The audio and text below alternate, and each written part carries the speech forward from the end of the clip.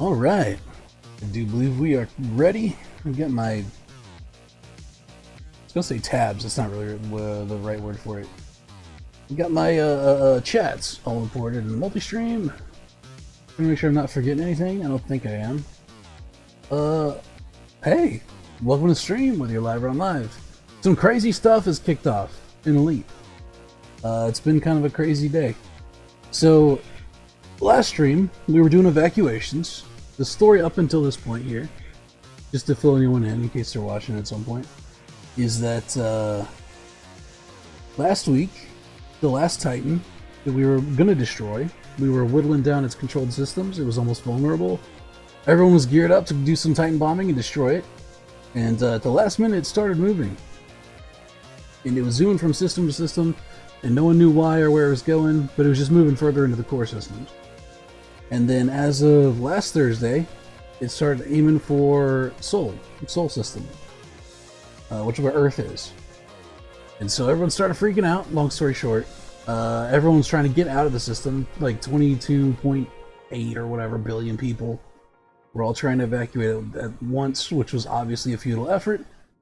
And so everyone was trying to get people out of Sol as quick as possible for the past week, because no one knew what was going to happen once the Titan, this Cocijo, got to Sol. Well, today was maintenance, and the Titan did get to Sol. Currently, it is perched. It's currently perched over Earth. It's in Earth orbit. In fact, I can show you. You can go ahead and look at the galaxy map here. Sol arrived and brought a bunch of Thargoids with it. And so we've got Sol. The Titan's currently sitting in Earth orbit. There's a little bit of holdouts going on, but most of Sol has been wiped out. Or I should say it's been heavily damaged. There's still a lot of people in Sol. They didn't like kill everyone or anything like that, but most of the stations are inactive currently. There's a few that are still active.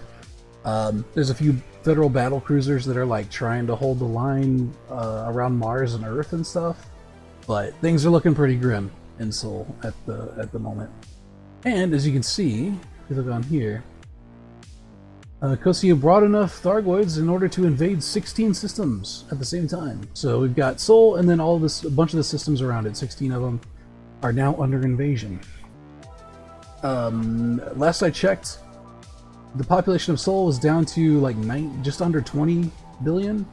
So we've lost almost 3 billion people in the last week, including today. So it's looking a little bit grim. Some of those were evacuations, but not very many. I think there was like 7.7 million confirmed rescues, and presumably the rest of them were either hyperdicted while they were getting evacuated out and abducted, or they're dead now. So we don't know. For whatever reason, the Titan's like collecting people. But anyway, we've got some invasions to clear, because there's nothing we can do about the Titan until all of these invasions are cleared out. The Titan will be invulnerable to damage until we relieve it of its systems under its control. So, AXI's current priority target is Duamta, and there's some reasons for that. Secondary target is Procyon here, which is right near where we are. We're currently stationed at Leighton Star. That's where we're staged. We'll be sorting from there. We'll be focused on Duamta first. Even though Procyon is a little bit further ahead, that's kind of before orders went out. As far as priority targets, people were just kind of hitting that one early because, you know, it was nearby and all that jazz. But now Duamta is priority target, and the rationale for that. In fact, I will go ahead and get moving. I can exposit along the way. Actually, I might be in solo. I don't remember if I'm in the main group or solo. We'll see when we get there. But essentially, the rationale is that Duamta is where Aegis Corps and also CO are currently at. So, like in the lore of the game, CO is a character of some consequence. The sort of quick rundown is that she was a test subject in a series of morally questionable experiments to be able to like mentally interface with the Thargoids. And she's one of the few who survived the ordeal. And they put like implants and stuff in her. And she managed some degree of success to do that. And then as of like a little while ago, a few weeks or so, the Thargoids, like, I don't know, did their weird, like, they like backtraced the signal and sent her into like a week-long seizure fit or whatever. And whenever she awoke from that, I think she was in a coma technically. When she awoke from that, she claims that they like probed her brain and extracted all of her knowledge of humanity that she had. So presumably that's how they know that Earth is the homeworld of humanity. But AXI's kind of thinking like they probably don't want the Thargoids to get direct control over CO with her implants and stuff, because we don't know what kind of stuff they could like reverse engineer from it. And considering that they've been collecting humans for, well, since all of these hostilities started like years ago, they probably got a lot of people that they could, I don't know, maybe mind control, maybe infiltrate humanity with, we don't know. So they kind of want to nip that in the bud and make sure that it doesn't become even more of a potential threat than it already is, which is probably pretty good reasoning. So that's where we're going to go first. Second one is Procyon, because I think it has the highest population out of all the invasion systems. It's also got the most progress done so far, so it should be a pretty quick cleanup once we finish with Duamto. And then from there we'll just roll into other ones as they show up. Hey Centrix, how's it going? Welcome to the stream. We're on our way to pace some Thargoids. It's time to take the fight to them. We got a lot of work to do. We got our work cut out for us. Procyon looks like it's doing pretty good though. They've made a lot of progress just today. So I don't know if we'll clear all invasion systems within a week, but we might be able to. Okay. Let's see what we got. This one should be a mega ship. Yeah, the Ornmilla, which is kind of a nice change of pace. This will be like new scenery I've never done on stream before. Is fighting Thargoids around a mega ship. We should have on-site docking and stuff. I am flying the Vorpal Strike, that's my Challenger. For fighting interceptors and stuff. I might try the Corvette at some point. I've got it pretty much decked out. Like, there's a few things I still want to do with it, but it's largely untested. I put some Guardian weapons on it, some modded Guardian weapons. It should theoretically be pretty good, but I haven't really tested it out yet, so maybe that's something I'll do later in the stream, or maybe I'll wait until next stream to do it. I don't know. We'll see. I hope that I actually selected the AXI PG whenever I started this. I don't remember. I'm thinking I probably went solo because I didn't see any other players back at the rescue ship, so I might actually pop out and then pop back into the PG once we get in. I have outfitted this ship. I took off the mod shards and I put some just regular Gauss cannons on it. But and the main reason I did that is because once we get into the Titan system, if I have to do any fighting there, I won't be able to use my mod shards because they don't have the anti-guardian field resistance. So I want to try to get some practice in with the Gauss cannons before things kick off too much. So we'll get a little practice, we'll do some stuff with the Vorpal Strike, we'll get some kills or whatever. But I'm probably going to suck for a little bit. So sorry if it's a pretty awful play, but I tried finding some Thargoids yesterday, but it kept dying. Not used to the ship I got. Yeah, it just takes some time. Thargoids are tough. Like, the really good pilots and stuff make it look easy, but it's definitely not. They can really tear you up. Especially if you get outnumbered. I recommend getting into the multiplayer sessions if you can. Things are not nearly as, like, sweaty. You don't have to be nearly as sweaty to have success in multiplayer sessions. In fact, once I get in here and like pop into the instance, I'm probably gonna pop back out into the. Yeah, it looks like this is solo instance. Yeah, so I'm gonna pop out. We'll go into the private group session for AXI, and hopefully it'll be stable. There's a little bit of an issue with multiplayer in this game where it can get kind of hairy, like as far as lag and bugged instances and stuff. but we'll see. If it's too much of an issue, I can pop back over into solo play. But things should be a lot faster, and I think we'll get more done if you have multiplayer instances. A bunch of commanders like downing hydras and stuff. If I went in solo, I wouldn't be able to finish these instances out, because I'm not good enough to kill to solo hydras. Alright, well, there's a bunch of commanders over there, because I can see their lasers.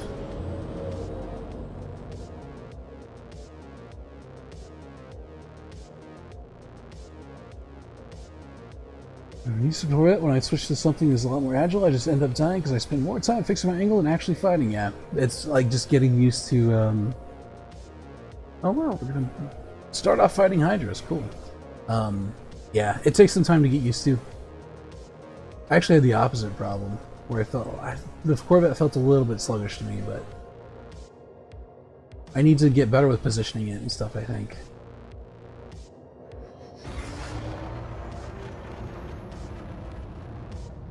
Leave these scouts behind us. Normally I'd take them out, but trying to kill scouts with a Gauss can's kind of annoying. It's good practice, I guess, but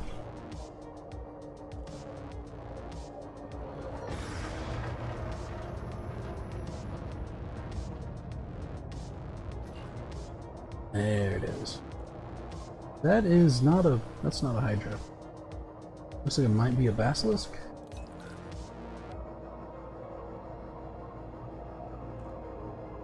It's like it's missing 3 petals and it's got 2 left, so I think it's probably got 5 hearts. And it doesn't have barbs, so I don't think it's a Dusa.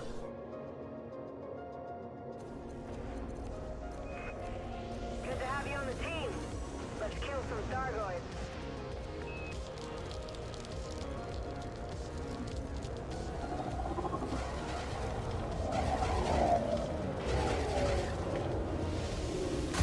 Whoop.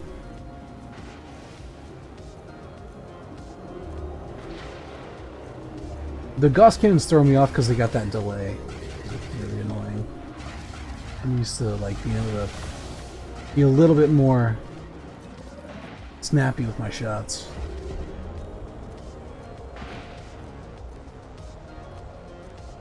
Alright, let's see if we can get a shot on the heart. This is what Gauss cannons are supposed to be really good for. It's bullseyeing hearts, but like I said, the delay tends to throw my aim off a little bit because I'm so unpracticed with it. It's just like you said with maneuvering with a different type of ship. It just takes time to get used to it. Muscle memory and all that stuff. Oh, never mind, someone got it.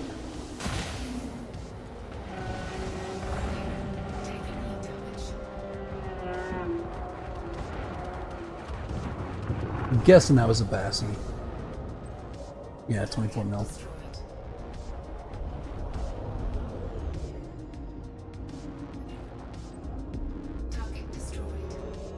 Okay, so where are the other Hydras at? We definitely got health bars for them.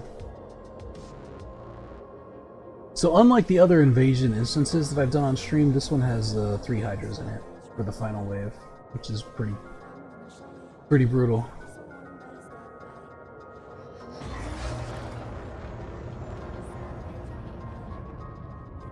But it looks like we got quite a few commanders in here, so I think it'll be alright.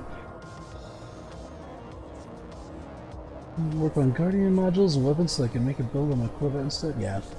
I'm interested in trying out the different stuff in the Corvette to see what's best. Right now I've got 5 modded plasma chargers on it.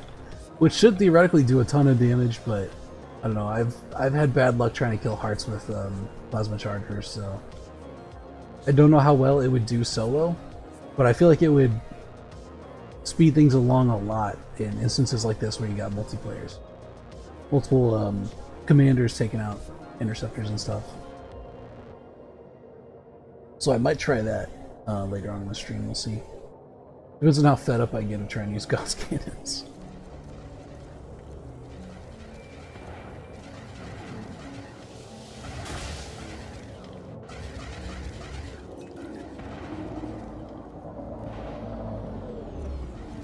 Weapons capacitors full. There's so much stuff. I really hate the interceptor trails because they make it so hard to see stuff.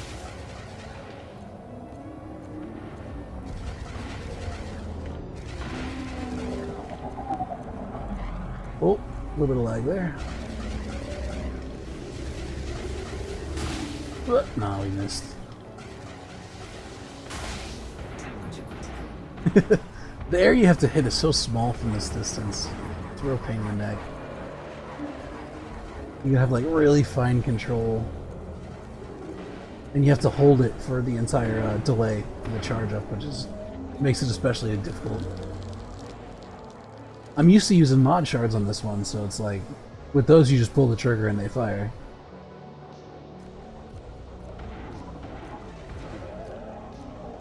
The way Thargoids move just makes it hard. Yeah, they've got like crazy lateral thrusts, so they move in really weird ways. Whoa. Get our heat down. Start orbiting. I think we're good. Especially the bigger interceptors, like you have to just be really patient with them. I've never been able to brute force down the harder interceptors. Cyclopses, yeah, pretty easy. Basilisks, maybe. Depends on how much firepower you have. Medusas and Hydras are just like... You have to be like a Matador, essentially. Unless you just have like a really tough ship, I guess. But even then, I don't think you can solo one.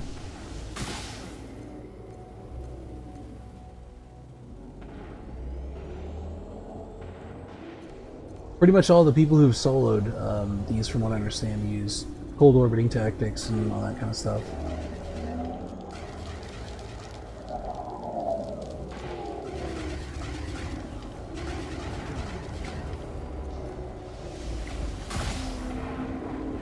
Alright. Hard exhausted. If we can get him to turn and face us, that'd be cool.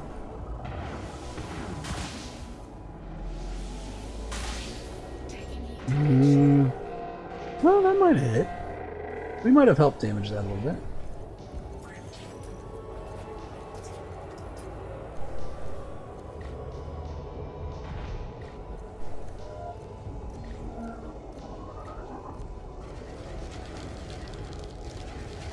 Okay. Looks like it's a little bit stunned. That's fine. Okay, this is not ideal. Hopefully this guy minds his own business and stays away.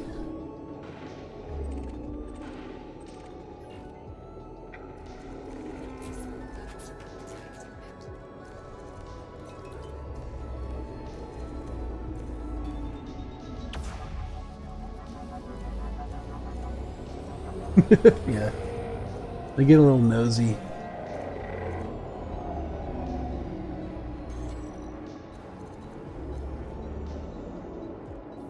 He's just checking stuff out. He's a curious boy.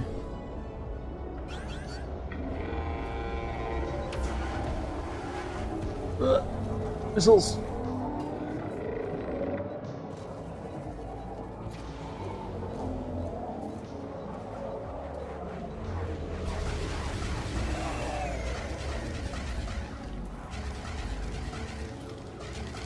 Man, they hit so hard.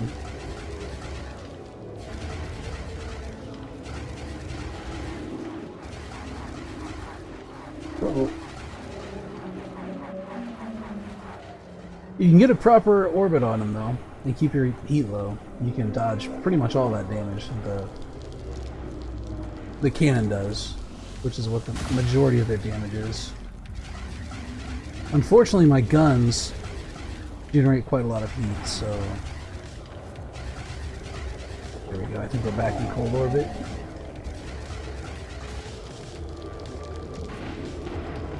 So if we fire on him and he turns to attack us, we're going to be taking some damage.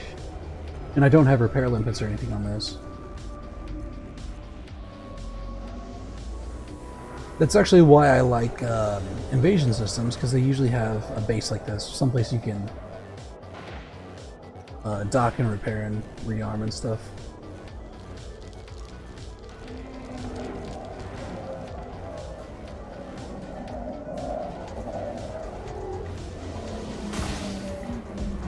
Oh yeah, he's exhausted. We don't need to kill the hole right now.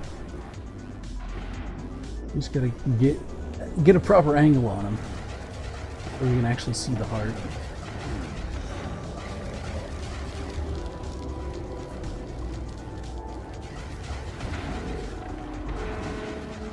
This dude with the mod shards might take him out before we can get a good opportunity on him. We'll see. Yeah, they got it. Burn him down! There it goes.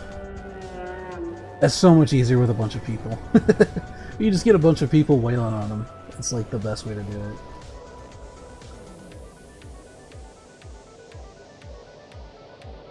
Good money too. 60 mil a pop.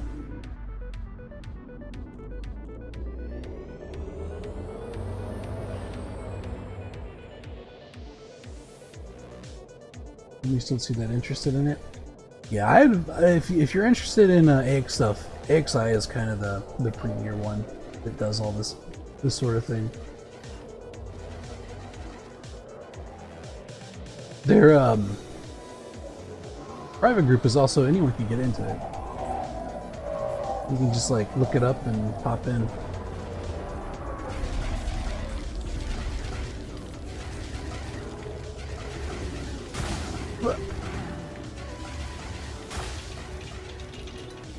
Ooh, that's not a good sound.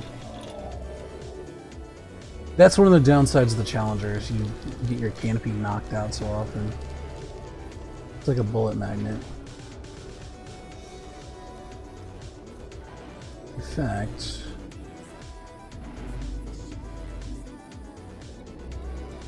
let's check our canopy here. 48's not too bad.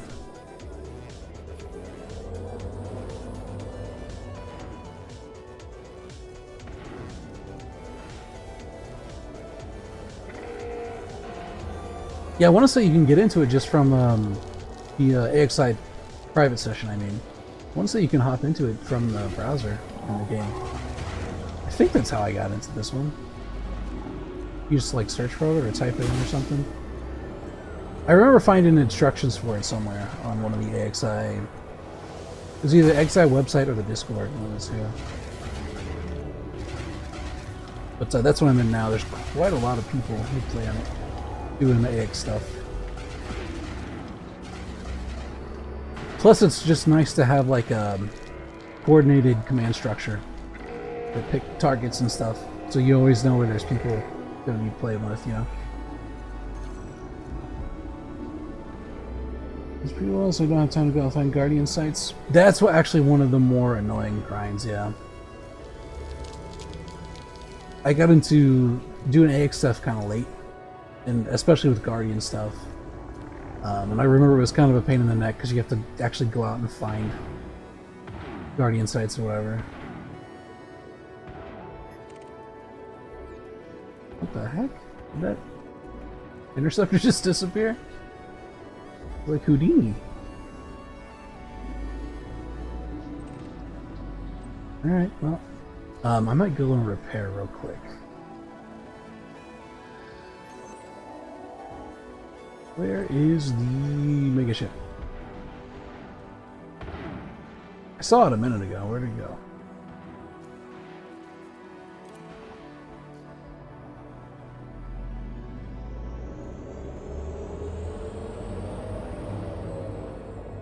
My sensors might be borked. Oh, there it is. It's literally right here.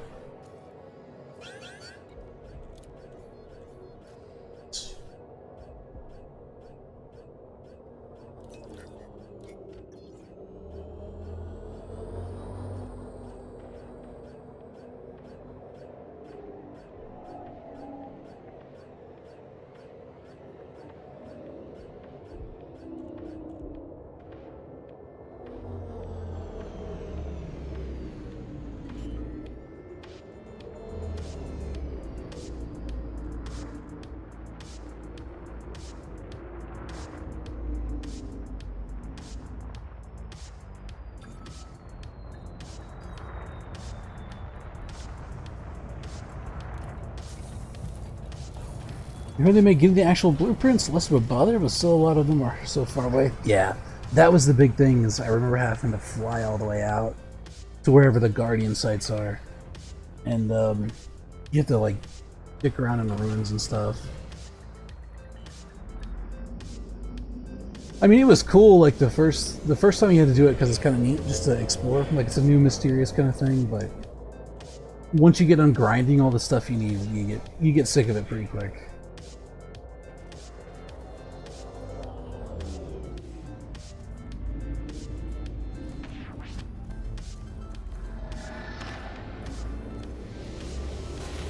Whoop.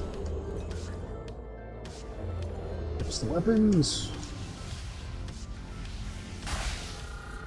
Got him.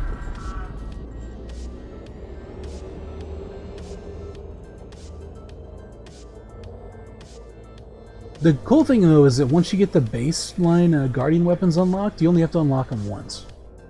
And then I'm pretty sure you can just buy copies of them after that. It's the modded ones that you have to find materials for every copy you want. That's where the real grind comes in, I think, as I recall.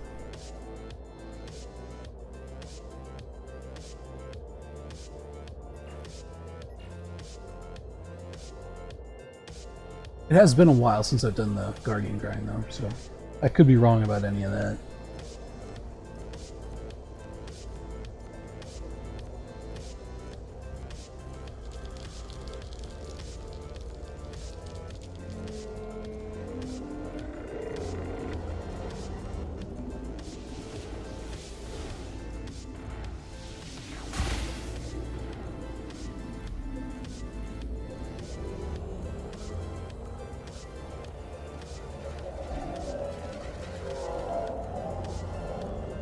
For Hilo! Of course he would turn to fight me right as soon as I shot fired. Naturally. Both got enhanced AX multi-cannons, Guardian nanite torpedoes, pylon. These are Guardian Gauss cannons. It's not a chieftain. That's not too bad. The nanite torpedoes are pretty much only for Titan bombing. So I don't know how useful those would be in invasion instances, but you could you could customize and tweak that depending on what you're planning on doing. I don't know that the Chieftain would be a very good Titan bomber. I mean, you could use it as that, but you might want something with a little bit more speed to it. But that only becomes relevant once the Titan actually becomes vulnerable. Nothing else to switch it on. The XMCs are really good for clearing scouts.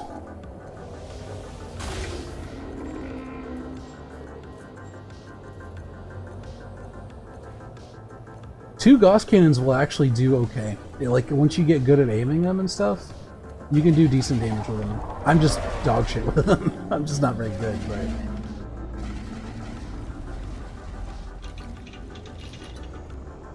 Doing these passives. They move too quick. Speedy boys. I'm more of a mod shard enjoyer. The other thing I thought about doing, except I didn't have the materials for it, was get a bunch of mod shards on the new Corvette. I essentially wanted something I could gib interceptors with, which I think I probably can with the plasma chargers, but I haven't really tried it yet.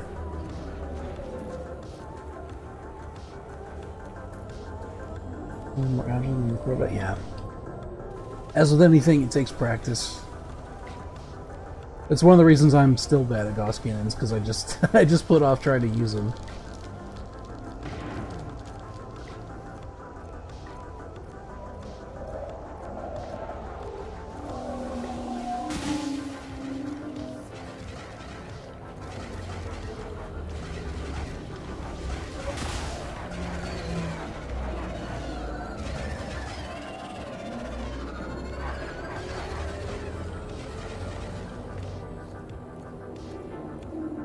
So your beam laser, do you have thermal vent on it, by any chance?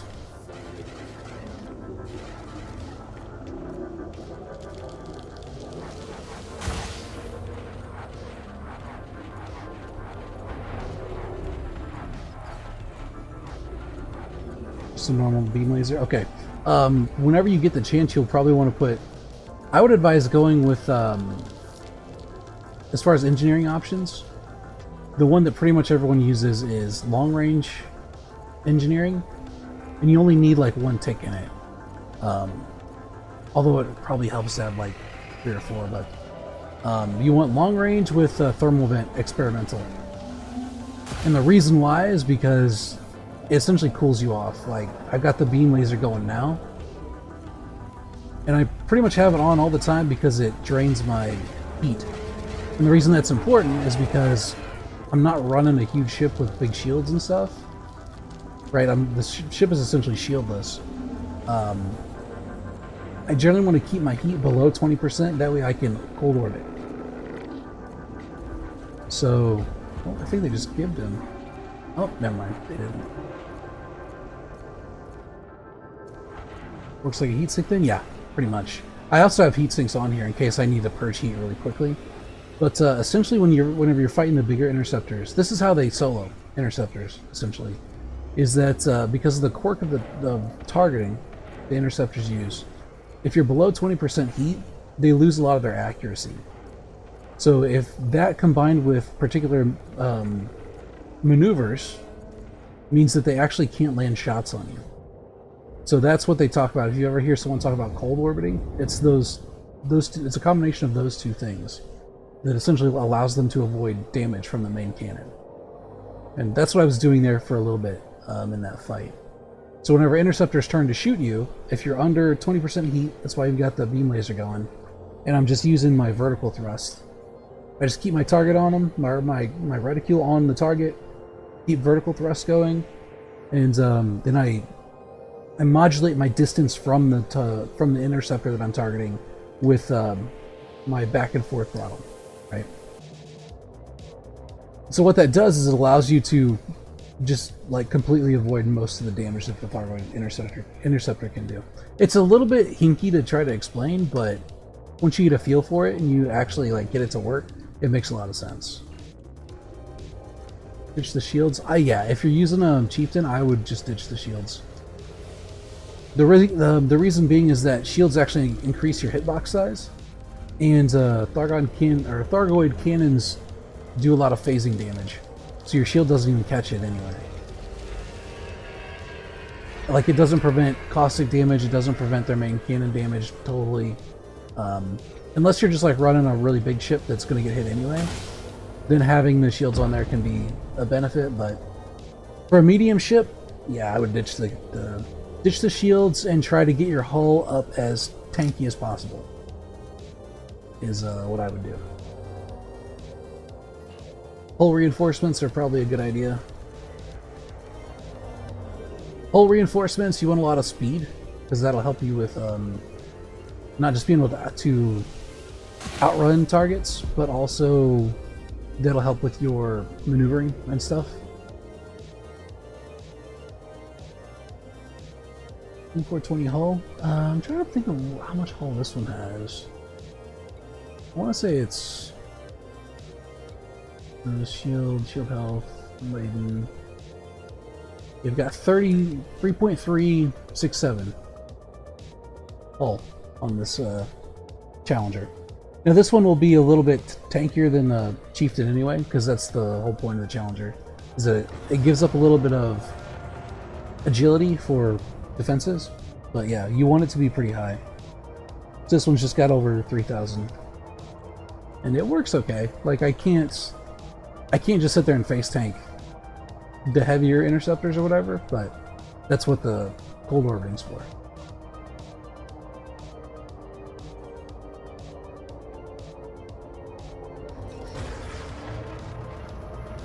Man, these guys really went out there.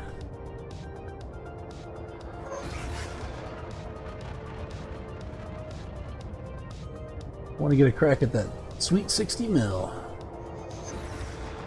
There's no way they're going to kill it before I get there, though, so I think we're good.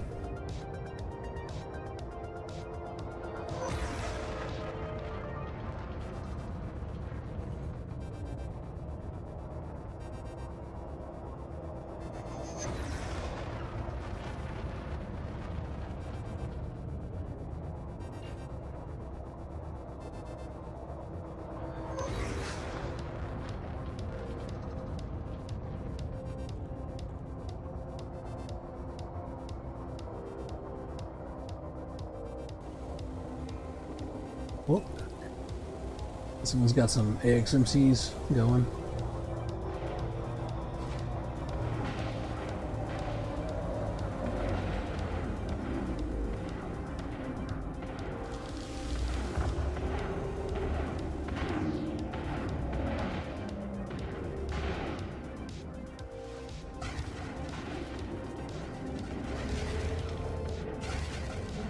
Oh, okay, he's dancing around. That's cool. I missed twice. Ah. 3240? Yeah, that's more like it.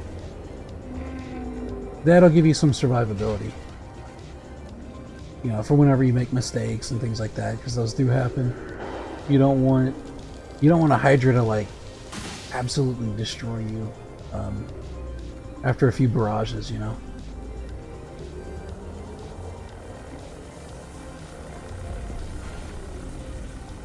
In fact, I can show you my modules if you want to see them. Whoa! Hello. Servers are... the hamster wheels are having some issues. Maintenance day and all that.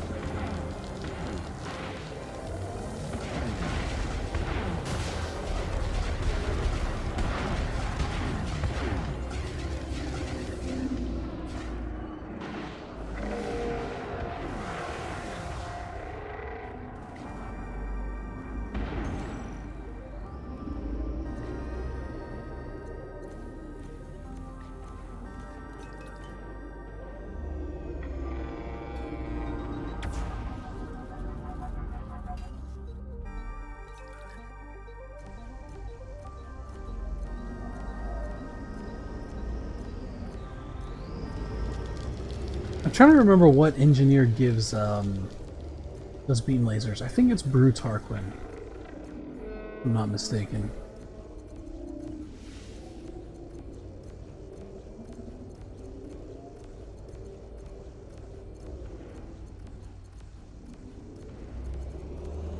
Oh, hold on a second.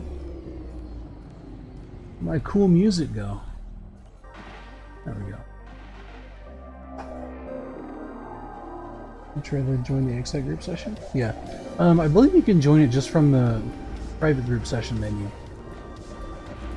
But if not, if that doesn't work, let me know and I can go hunt down the details.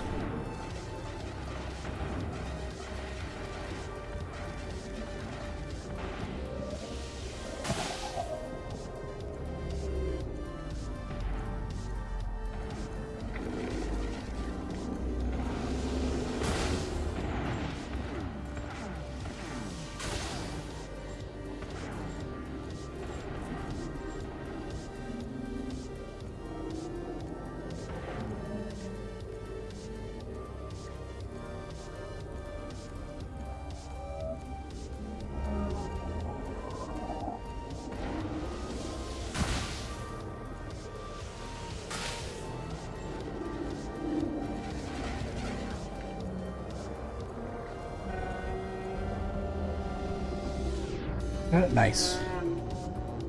Excellent. Good. Yeah, the AXI is a fantastic resource if you're interested in doing AX stuff. That's the last of them. Great job, Ace. We couldn't have done it without you. Okay, I'm going to go back to the ship.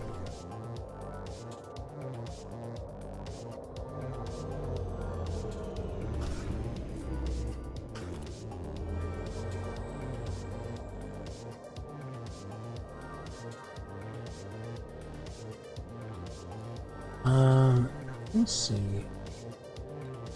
Yeah, if you'd like to see the modules I got on here, because the Challenger's pretty close to the Chieftain in terms of slots and stuff. So I've got a couple. Let's see, I've got four hull reinforcement packages and 3 module reinforcement packages. Actually, no, I've got five hull reinforcement packages. Most of those are Guardian ones. I could probably switch those out.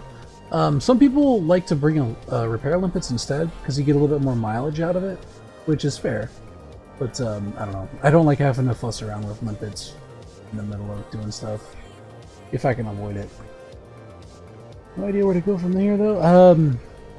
Well, it depends on where you're stationed at. Right now, the priority target is in Duamta, which is where I'm at here. So,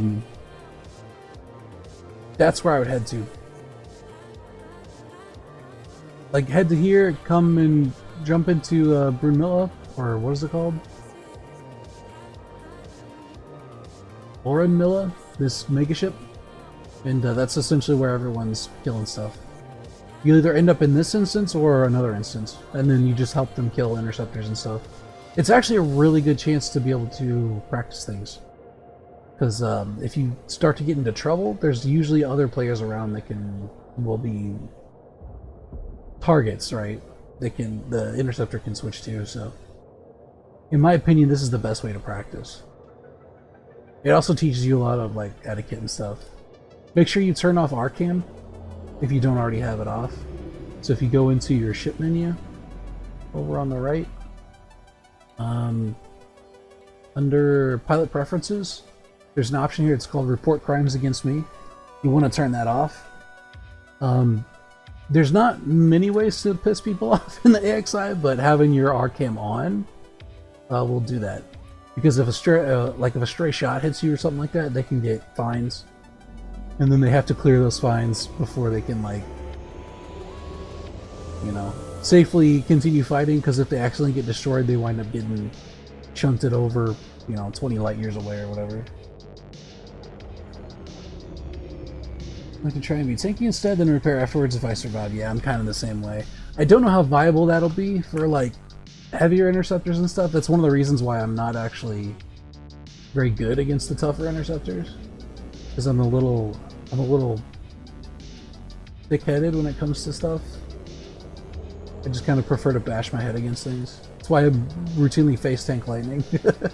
When I probably shouldn't, but yeah, I'm kind of the same way.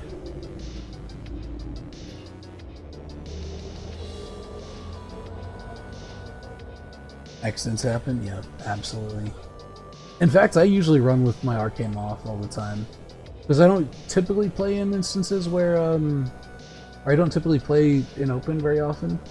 So I don't usually have to worry about gankers and stuff, but usually I turn it off, and I need it off so often that I just forget to turn it back on.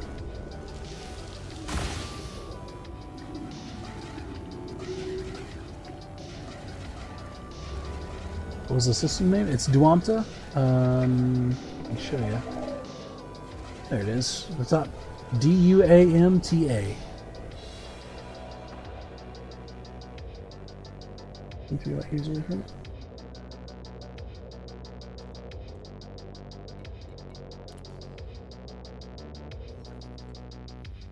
It's kind of like on the upper side of the little invasion bubble here. Right next to Wolf 359 and not too far away from Procyon and Luton Star, where there's a rescue megaship. Nice.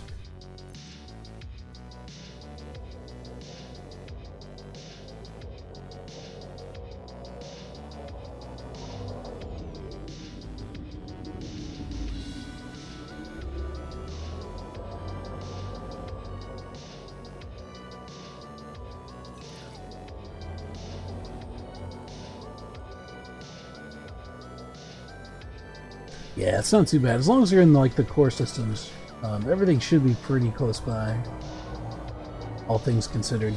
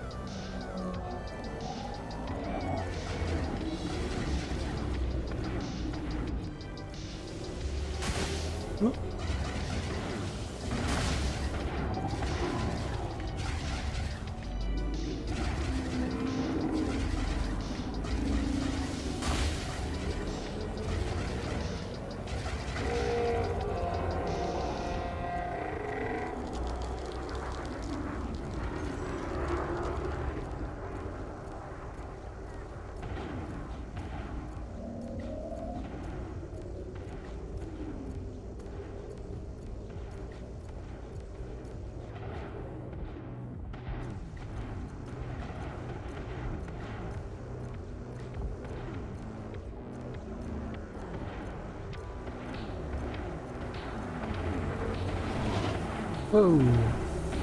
Hey, buddy, come on. I'm fighting you.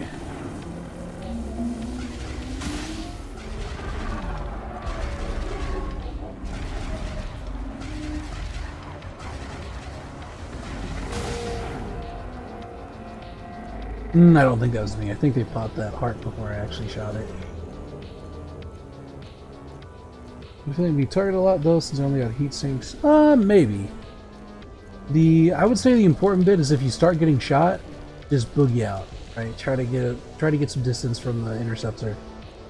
Scouts are usually not too big of an issue, right? They're not so much of a threat. But yeah, if you start getting lit up by an interceptor, you can pop a heat sink and just boost out or whatever. And the cool thing about these invasion systems is that you've got the mega ship there.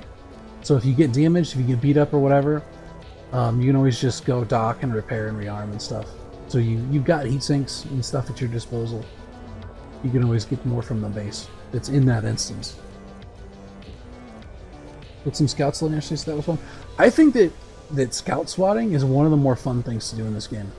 Like, get some AXMCs. I've got a ship called the Pleco that I use specifically for that, and I think it's one of the most fun things to do in the game because they die so quick, right? It feels really good to just fly around and machine gun them down. I actually recommend it. That's what I recommend for people who are like brand new to the game and they want to get into AX combat. Like, if they don't have access to Guardian weapons or anything like that, I say just like get in there and do scout spotting. Like 80k a pop racks up pretty quick because you can kill them fast. And there's usually quite a few of them around, so. Before scouts in some weird looking interceptor up here, black and red. Black and red, that might be a basilisk. It's either basilisk or a Medusa. Medusas have these like little barbs on their petals, their arms.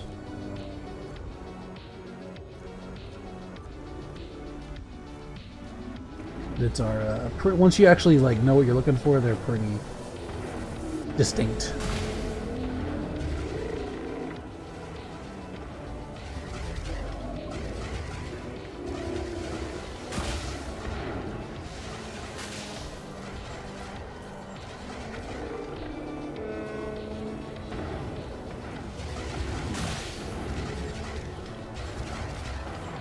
Ooh, I'm getting lit up.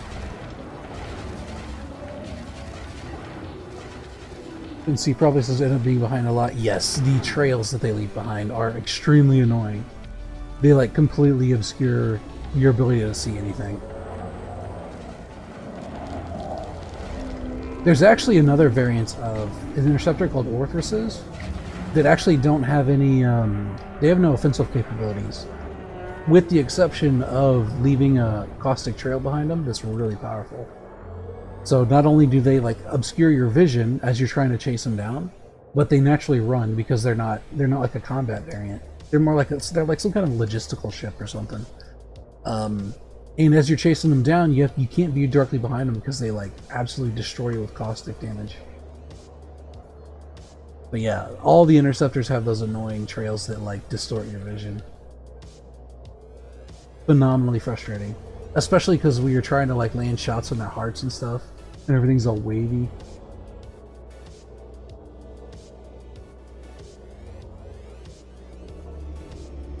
Let's see if I can get a spot here. No, I think they're all taken.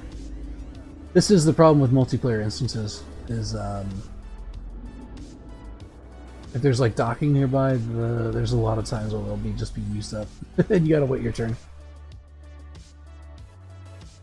That got EMP'd. Yeah. So there's a tool that you can get for that. It is called a shutdown field neutralizer or a Thargoid pulse neutralizer. Both of those will work. And you can get them from the rescue ships. It's under the experimental stuff. It goes in your utility slots, and you can assign it to a hotkey. I've got mine set to X. So anytime I see that like shutdown pulse or Thargoid pulse alert or whatever pop up, I just listen for the sound, and then I hold it, and so long as it's active, and it'll drain your system while you have it active. So I try to wait for the pulse to just about to fire off, and then I hit it.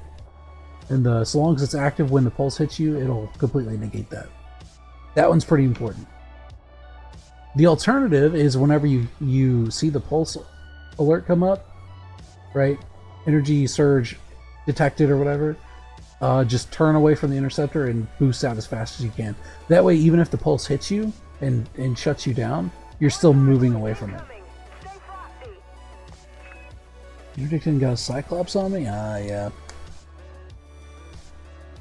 Yeah, the interdictions are tough, especially if you're not used to doing solo fights.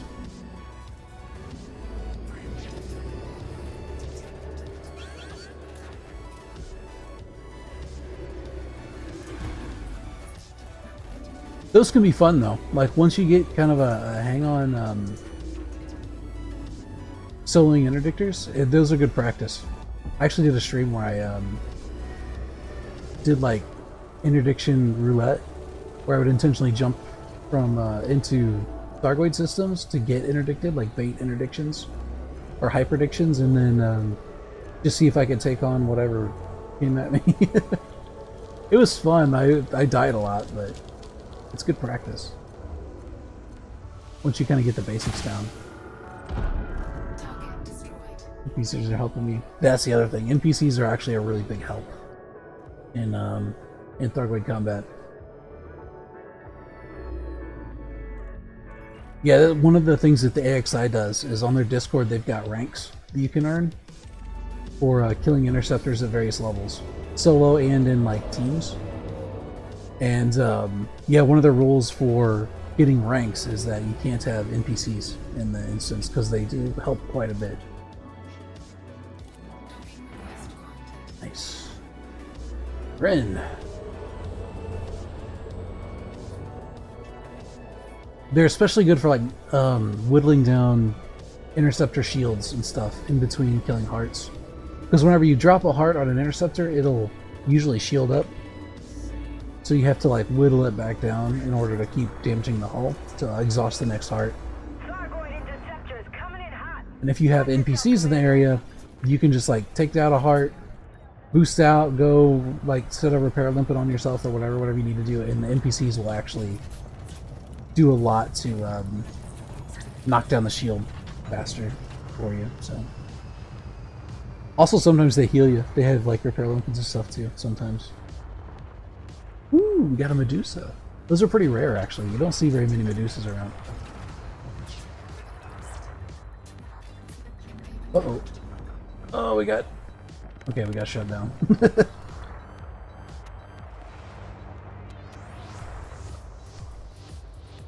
These surged right as I was like leaving the pad, so I hit the thing, but I accidentally bumped it. I didn't hold it. I only tapped it. Luckily, I'm not getting shot.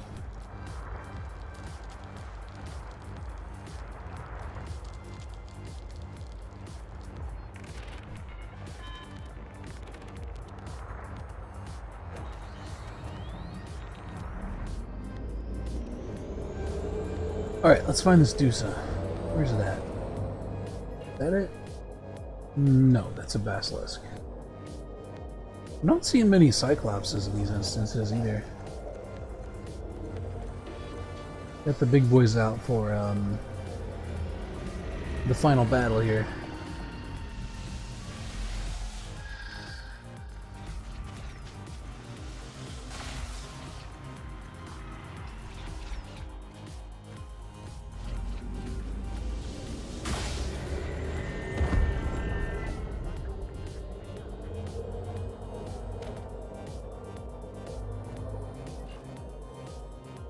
There's a Medusa.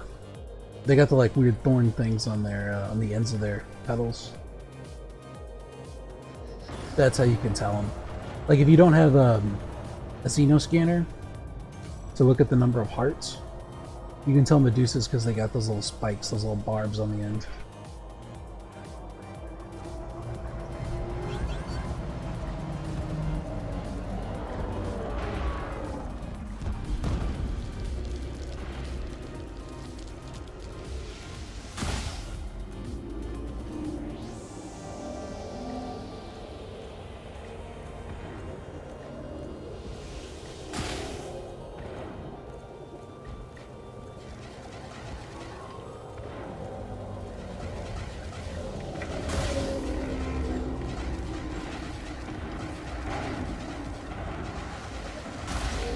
Hey, I think that might have been us.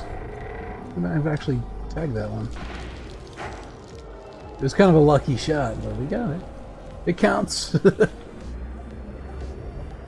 Gotta take those where you can get them.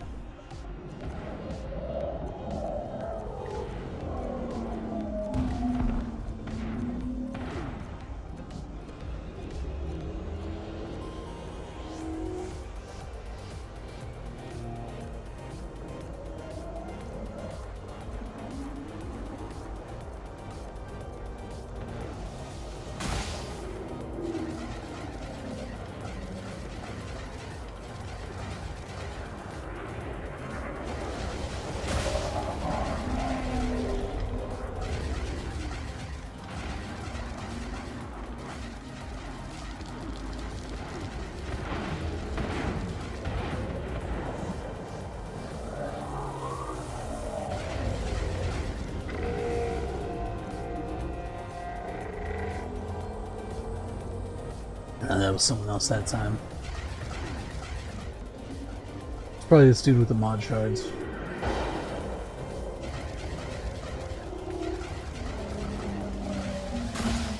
Yeah, if you're into like more close-up fighting, I would recommend getting modified Guardian Shard Cannons.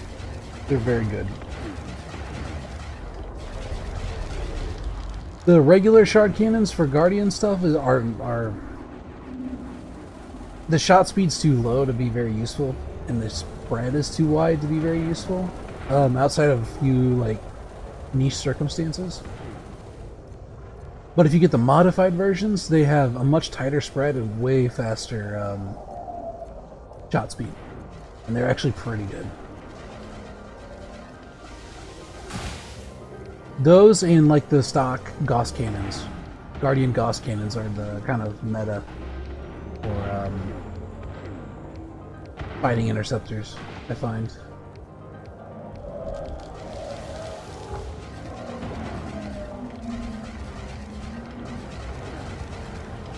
Two hearts, my thruster stopped working. Yeah, that's one of the dangers that I always had with fighting interceptors, is they do whittle down your modules, right? That's why I've got the module reinforcements.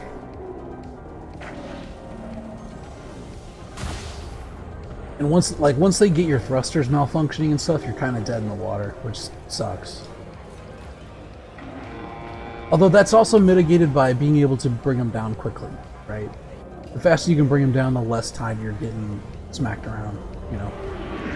But their lightning will take out modules. Their Thargon swarms have like an enrage. I want to say they've got like an enrage timer, although sometimes it seems a little bit arbitrary to me. But I think the idea is that you have a certain amount of time to be able to kill a heart before their Thargon swarm enrages. And once they enrage, they do like a kamikaze attack sort of thing that does a ton of damage. So it really pays to kill hearts as quickly as possible. As quickly as you can manage.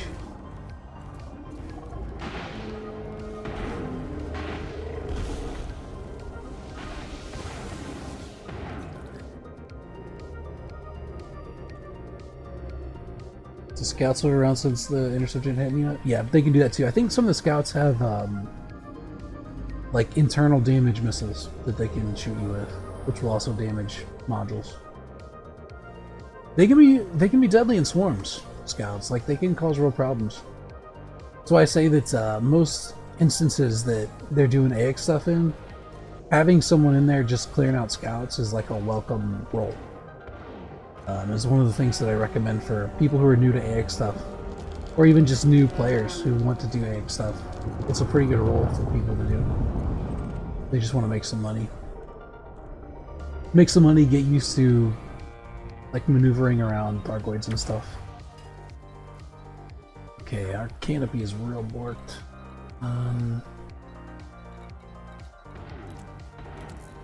I guess it looks worse than it actually is. Everything else is okay by the looks. Yeah, and the cool thing about module reinforcements is you can actually repair them. So the idea is that they take damage instead of your modules whenever you would normally take module damage. And if you have an AFM, you can also repair those as they get damaged. As soon as I enter a system, I get interdicted. Yeah, those I usually just dodge. Once I get in, I just boost out as quick as possible. Boost toward your target destination as quick as possible, and then once you get your frame shift drive cooled down, just pop it. Usually the interdictors, or not the interdictors, the interceptors take a little bit of time after they interdict you. So if you're quick on the draw and you get boosted out pretty quick, you can usually get far enough out, and if you're quick enough, I guess, if your ship is fast enough, you can get far enough out away from them that you can just keep boosting out and they can't actually get within range to shoot you.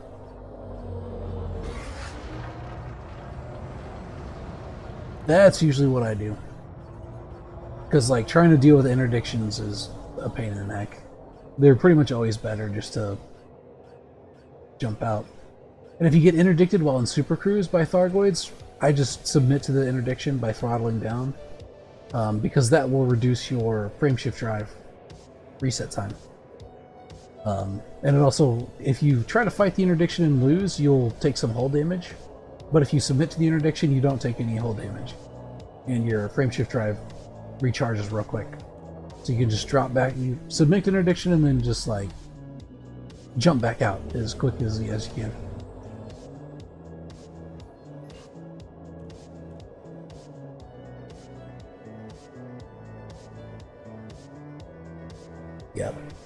Yeah, I don't know of anyone who like tries to deal with interdictions, because the thing about interdictions is not only do they stop you from progressing, but they also, like, other enemies can spawn in, right?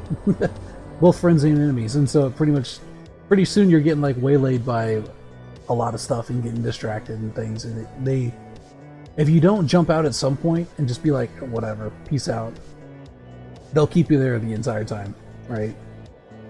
You'll just spend your entire time in interdiction instances, which is obviously not ideal.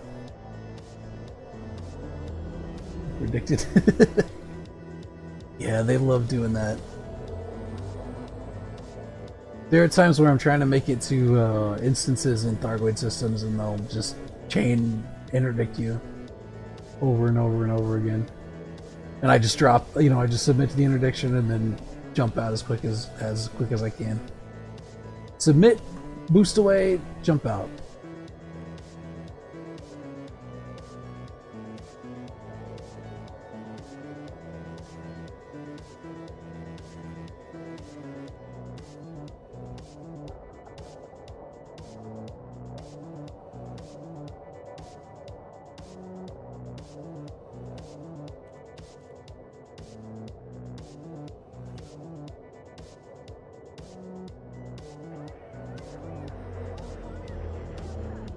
Yeah, as far as I know, there's not actually any way to beat Thargoid interdictions.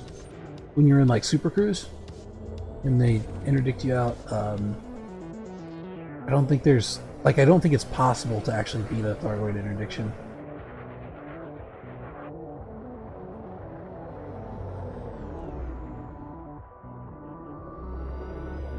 At least I've never heard of anyone doing it. I've certainly never been able to.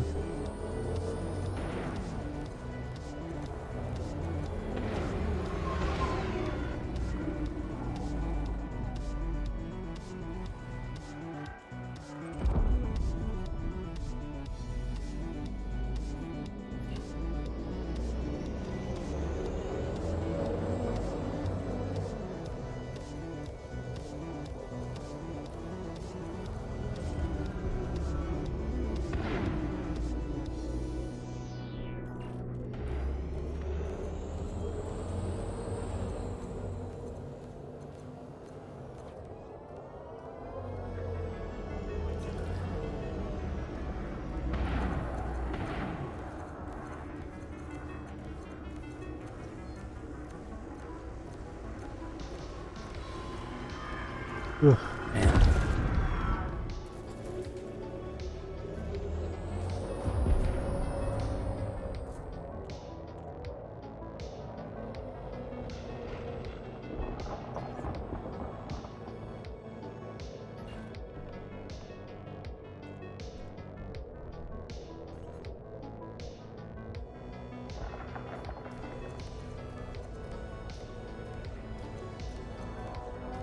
Alright, so the range on these Gauss scans is about 3k. I don't know what the damage fall-off on these are, or if there even is any. I'm not super familiar with them. Wow, I'm missing really bad. Oh no! I'm shut down. I didn't even see that one coming. I either didn't get the warning or I wasn't paying attention.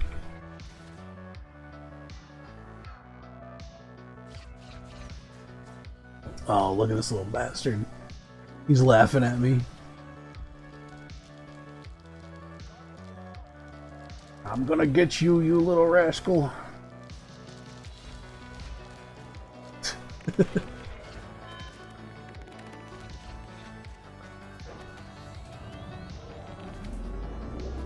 Alright, where are you at?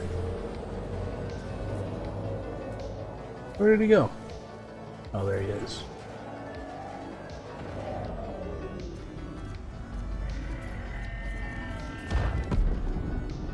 Yeah, that'll learn ya.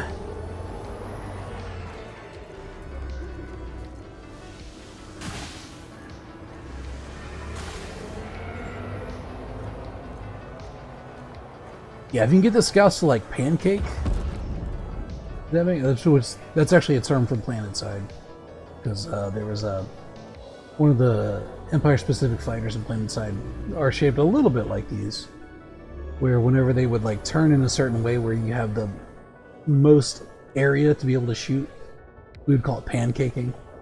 But so yeah, when the scouts pancake, they're not too bad to hit, but when they're in profile and they're like doing their weird sideways stuff, kind of laying Gauss shots from distance is kind of crazy.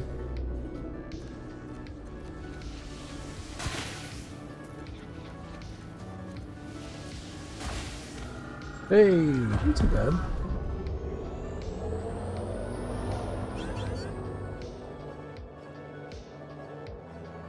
Got one more. One more fella who wants to get shot.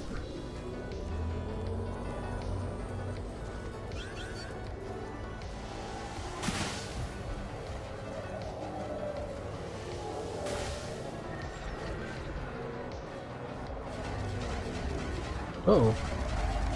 Oh, that's Medusa. Okay. Let's boogie out, I think.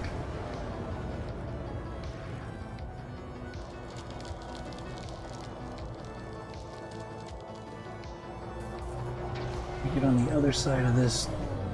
Yep. I really should repair, but man, I don't know if it's wise to try to dock while that thing's around. I'm down to 40% hull, which is not ideal.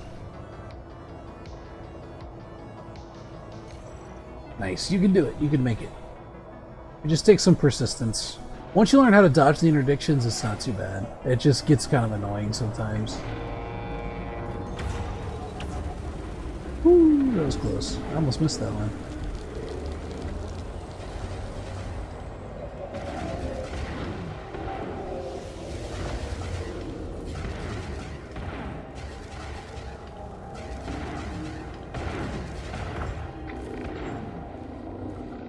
Whoa! Ah, shit. Got another, like, a little stealth shutdown off on me. I swear I didn't see a warning about that one.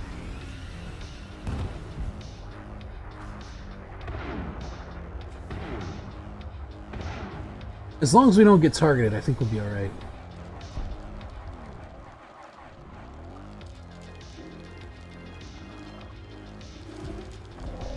Man, I remember back whenever the first shutdown videos came out in this game.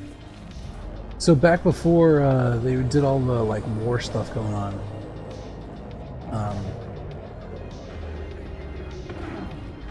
they would have hyperdictions. And the like first time that someone got hyperdicted, they posted videos of it. It was absolutely crazy. Right, because no one had seen anything like that. No one thought you could get interdicted in while jumping from star to star.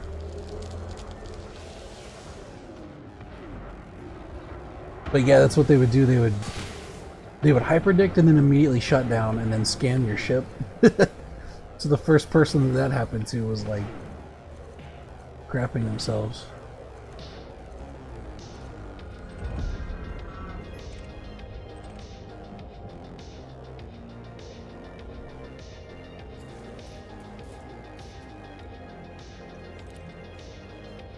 Nice. Okay, let's get our docking in while we got the chance.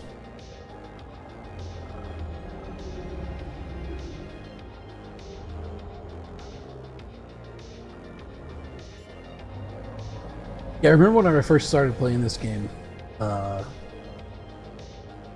Thargoids were around, but they were only in like certain areas of space, right? I think it was in the Cocijo Nebula, maybe the Pleiades, around that area. And I didn't even know that there were aliens in this game. And so I was in my little Sidewinder, and I was on my way to Desiat, right? Because I was going from somewhere else. I don't remember where I started, but I was on my way to Desiat, because that's where the first engineer you get is. So I was in my Sidewinder, I was on the way, and I went through one of those, either the Cocijo Nebula or the Pleiades somewhere. And I was like scanning the whole way, right? Because that's how I was making money with exploration data.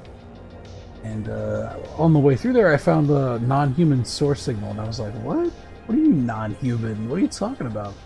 So I jumped in just to be like curious, and I ran into a couple scouts in my little Sidewinder, and they started like messing with me, so I was like, okay, guns out, I guess I'm fighting. And it didn't go super well. I managed to jump away in time, but not before they kind of beat the shit out of me. And that was my first experience with Thargoids. I'm lucky I made it out alive.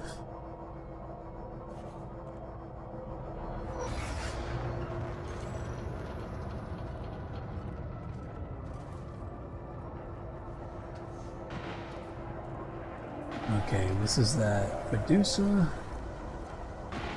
which they're already making pretty good work on.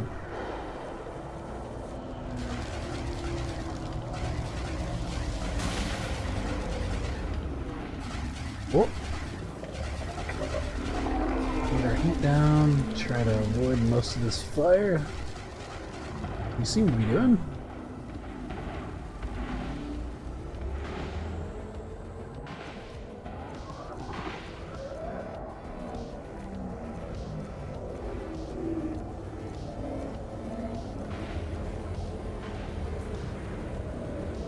Getting jostled a little bit, that's fine. That's one of the downsides to having an instance with so many commanders in it, is you oftentimes get in each other's way. It's very easy to like get scraped by beam laser fire and stuff, or bump into other commanders.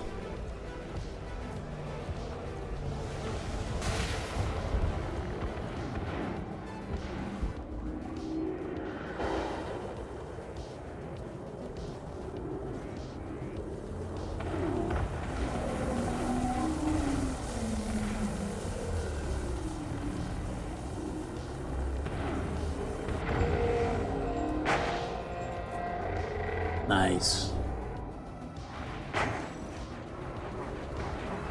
Feels like I'm just leeching. Yeah. It'll feel like that when you're first like getting your bearings. As long as you're helping do damage and stuff. You know. It is what it is. Everyone feels that way at some point.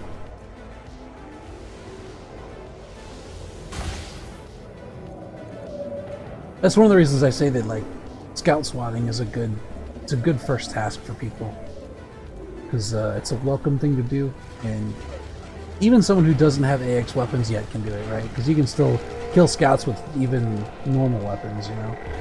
It's a little bit difficult, but you can do it.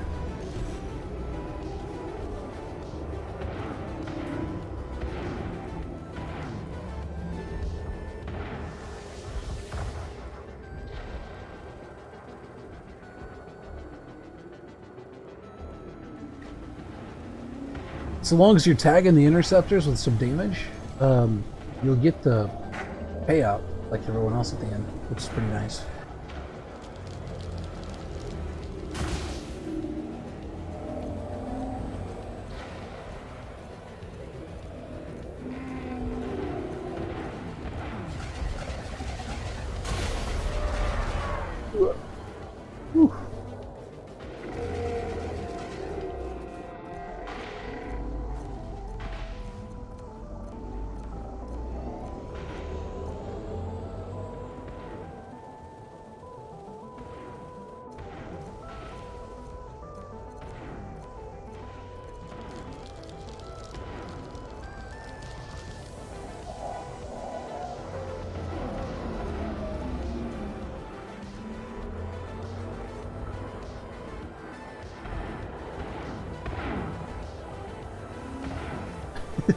Man, when you get so many people shooting the same target, it gets kind of hard to see where the hearts are.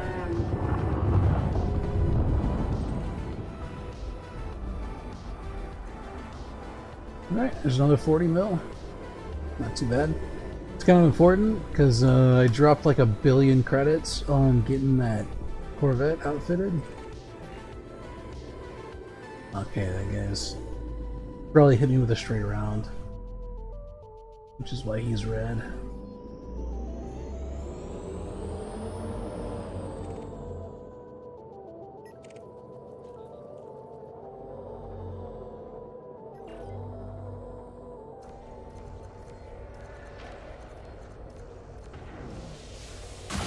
And every Thargoid craft you kill, from scouts all the way up to hunters, interceptors, is contributing to the total war effort. So, as long as you're doing something, you don't gotta feel like you're leeching. The sooner we can get the invasion systems down, the better.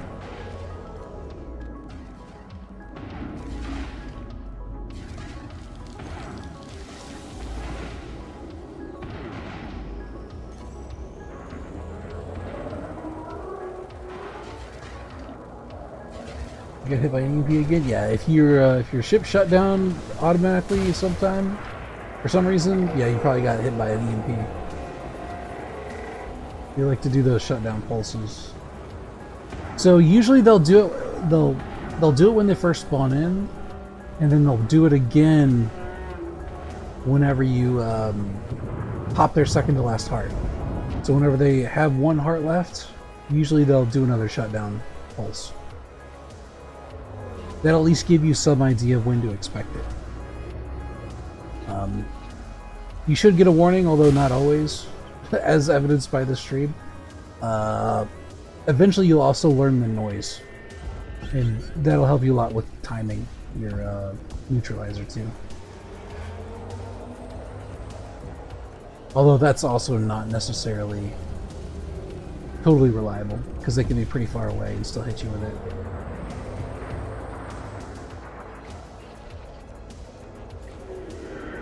So it's not advised to fly into caustic clouds like I'm doing right now, like a dingus.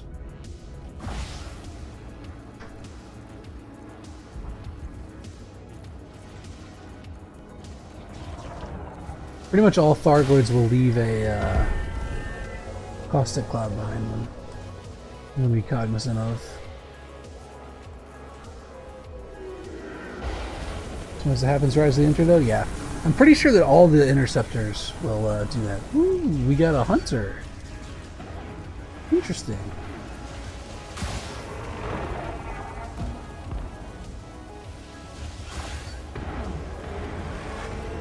That's right, he's no match for us. You don't see those very often, but they can throw some wrenches and stuff. Especially if people have unshielded Guardian modules. Yeah, so whenever a interceptor first jumps in, right, they have their like weird cloud thing. You get the what's it called? Anomalous jump in whatever warning that tells you that Thargoids are about to show up. They have their weird cloud thing whenever they pop in and stop moving. That's usually whenever they hit their first shutdown field. So they shut down everything in the area, and then they go to work.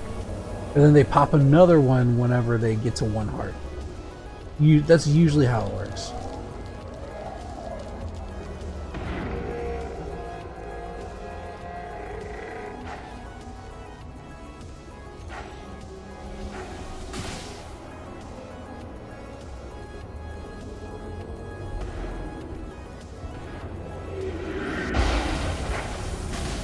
Ooh, I missed.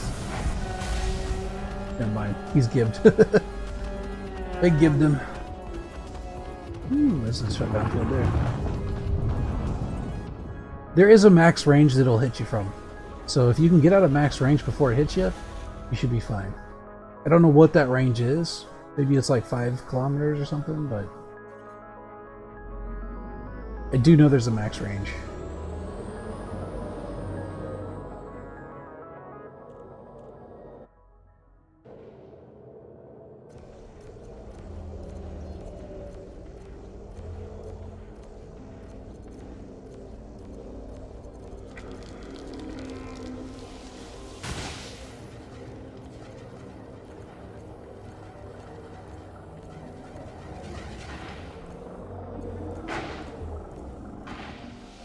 Whoop.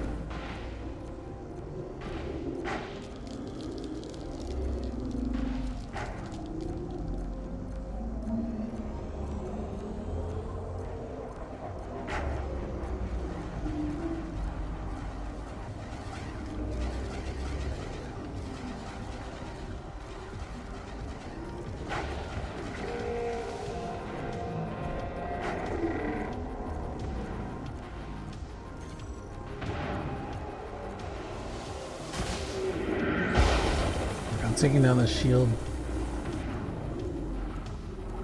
I feel like it's, I don't know, I feel like I'm never like in a great position to land shots with the Gauss cannons. Especially at distance. So I like wait for, I try to wait for things to like line up properly, and then usually someone else has already killed the heart by then.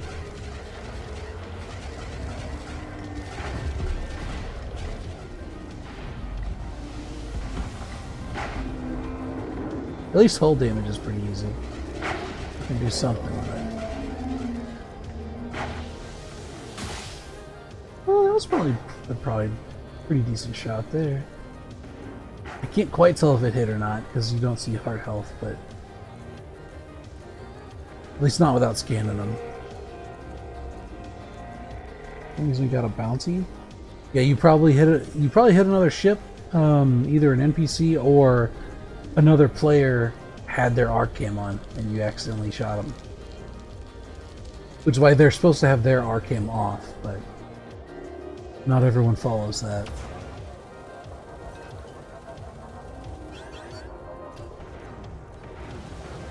Which is super, super annoying.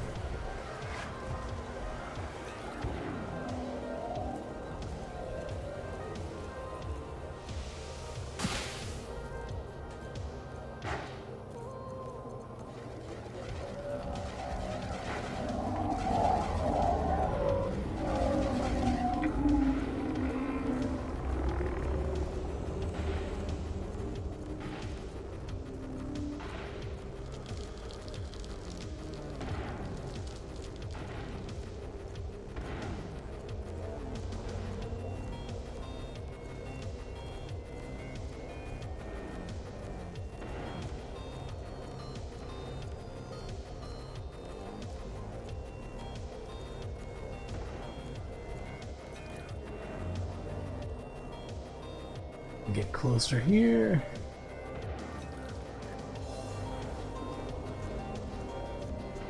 Yeah, there's currently a player in this instance who's running around who's red to me, which means either he shot me or I accidentally shot him, one of the two. But yeah, it happens pretty easily.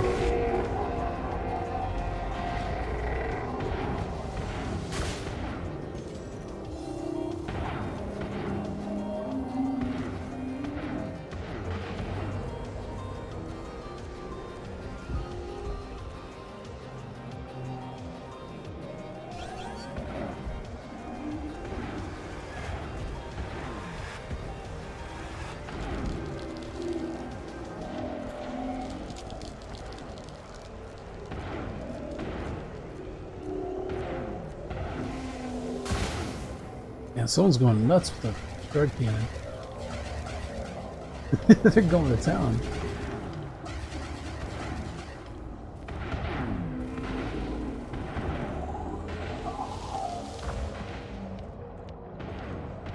Actually, we might be able to give this thing at this point.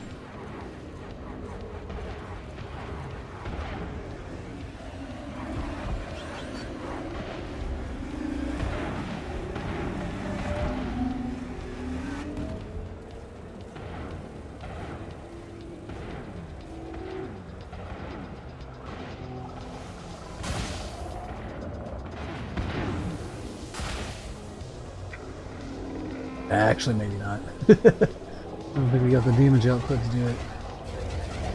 I watched a video of someone giving a Hydra. They had like a bunch of commanders in the instance, and they all just got their mod shards and their particle or their plasma chargers, and they just had enough dudes to burn the thing down before it could shield or anything. It was crazy. It went from full health to dead in like, I don't know, 20 seconds, something.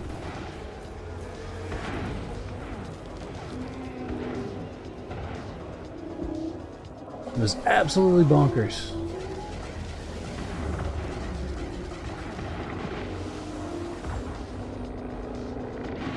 Yeah, it's gone.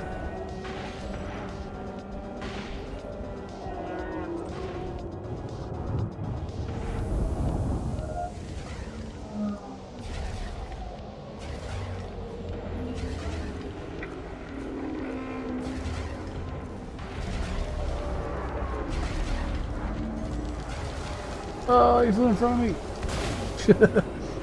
Almost shot that guy.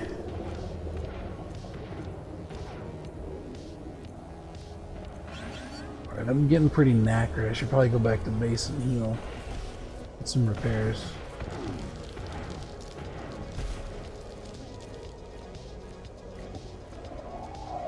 Yeah, I'm gonna head back. I want to stay and fight that interceptor, but I don't want to get greedy.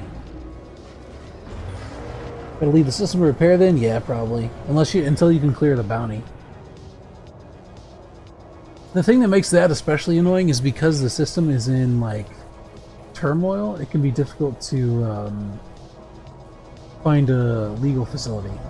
So you might actually have to hunt down an interstellar factor, which is what the, like, NR and stuff is really useful for, because you can find nearest facilities and stuff to the star you're in.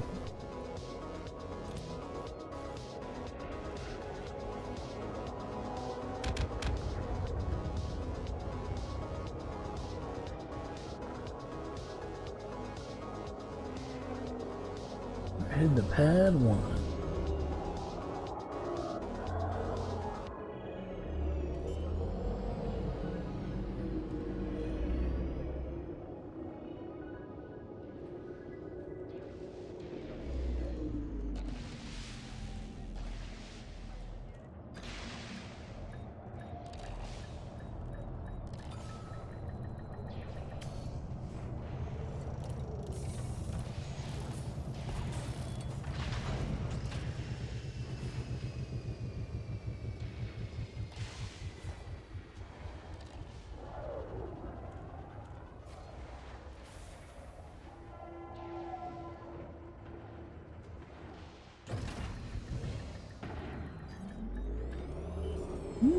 Don't mind if I do. Come kill this hunter while we're here.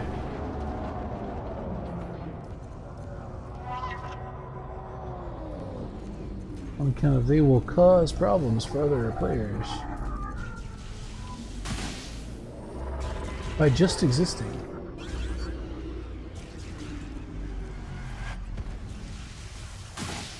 If I can hit it.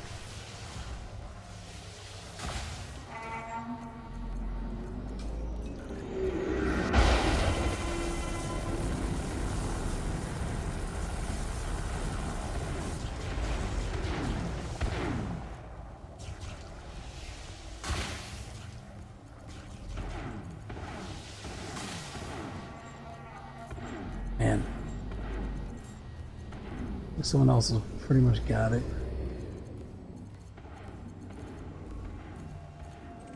Someone who's a better shot than I am. Sorry? Yeah. So the hunter's like a class. It's like the medium class of Thargoids. In between scouts and interceptors. And there's different variants of them. So I think there's 3? Glaives are the ones that have the anti-guardian tech fields. So essentially if they're in the area and you have unengineered guardian tech, then just having them in the area will slowly destroy those things. I say slowly, it's actually pretty quick. It will very rapidly kill your guardian tech. And then the other variants are scythes. And the scythes are the ones that abduct people, essentially. Those are the ones that were hyperdicting during evacuations and stuff. And they're the ones with the limpets that can steal passengers and stuff. Pretty crazy. But yeah, those were actually introduced quite late. Um, and they were introduced as a way to counter commanders who had ships for dealing with interceptors. So originally you had the regular interceptors like Cyclopses and stuff that came out, and then eventually commanders found ways to deal with those. And once they found like Guardian Tech, pretty rapidly they figured out ways to take down interceptors pretty quick. And so FDev developed those, or released those Hunter variants to deal with Guardian Tech as like a counter to that. So it's been like this whole weird back and forth kind of parry and thrust thing between Thargoids and humans as far as like an arms race is concerned. Where humans get the Guardian Tech and they figure out how to easily kill hunters, or kill interceptors.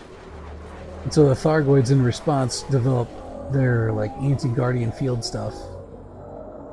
Actually, I'm getting wrecked here. I need to move.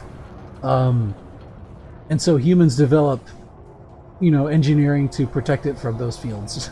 So, like a whole back and forth thing.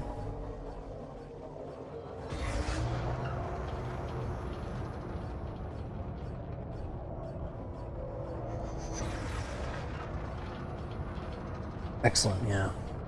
You want to get those done with as quick as possible, so you don't have to worry about waking up in a penal colony or something.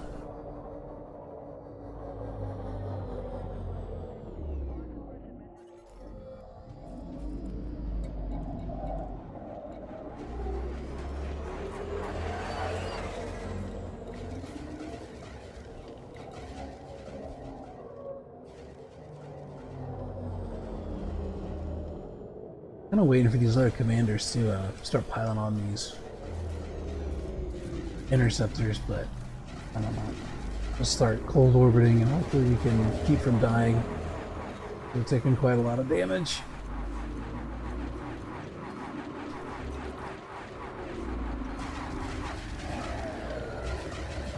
Uh-oh. Okay, I think we just died. I just got hit with a shutdown field from somewhere with no warning. If I die here, I might take the Corvette out for a spin and see how much the plasma chargers do. Really getting better? Yeah, I feel like I'm getting a little bit better too. I think this Hydra's about to kill me. Yeah, there he goes. Brutal. Well, at least the rebuy's not too bad. And you don't lose your combat bonds when you die, so that's cool too. Or new, but actually, I wish I could respawn back at the rescue ship, but that's fine. We'll just fly back. I'll go get the Corvette and we'll test that out. I'm afraid I might piss off other players though, because the like explosion clouds from the particle chargers are a little bit annoying, but we'll see.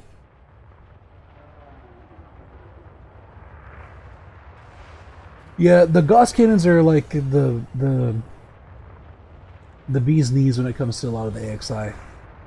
They're really into the Gauss cannons. Statistically, they're like the best as far as damage output, but that's only if you can actually land them, land your hits. So it seems kind of like a.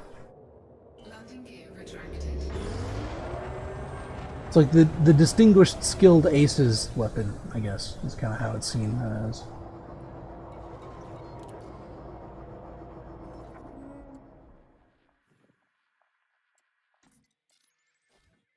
Alright, let's go back and get it.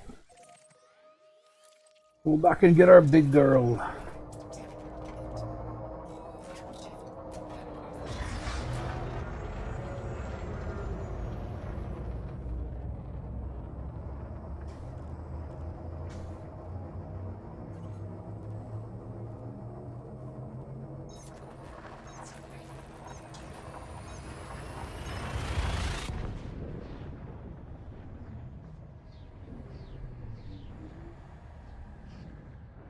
One of the things I like about this game is that once you get good enough to like do what you're trying to do, right? Because there's kind of like a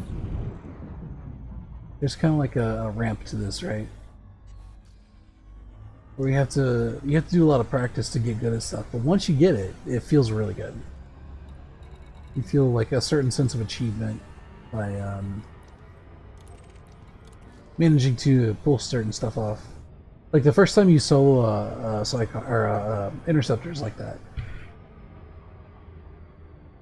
Like interceptors kick your ass until you can solo them, and then once you solo one, you're like, "Hey, that was great," and then you work up to the next level, and they kick your ass too. And the goalies engineering Guardian Corvette parts. Yep, that's what I would go with. Getting the beam laser engineered with thermal vent and long range is probably really important.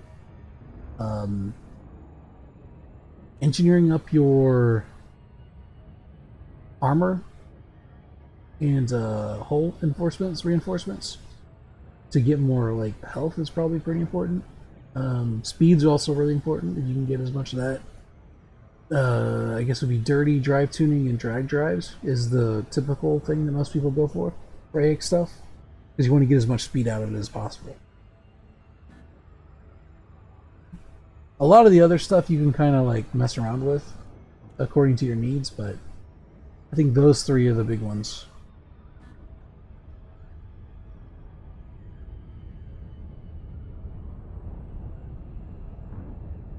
I don't know. Well, I guess some of the big ships that don't have no need to stay cool don't have to do beam lasers. Like I don't think I have any on my Corvette.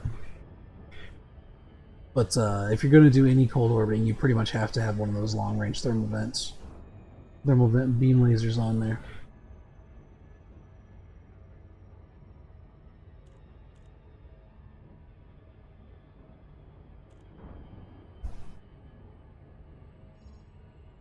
They're also really important for Titan bombing too, because they keep you cool. If you go over 20% heat in Titan space, anywhere near the Titan, they're essentially covered in turrets that'll immediately open fire on you and tear you up. So,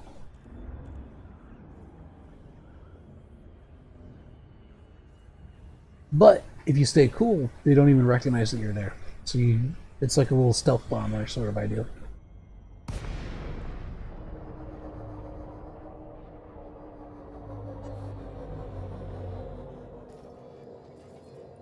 Okay. Docking request denied. What? Unbelievable.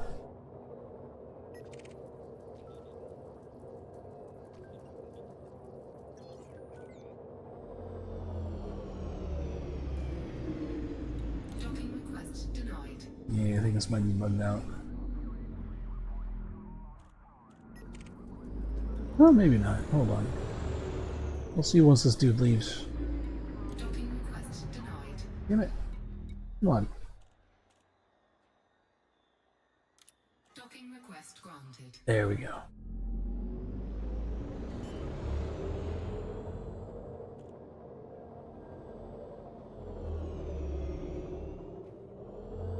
Landing gear deployed.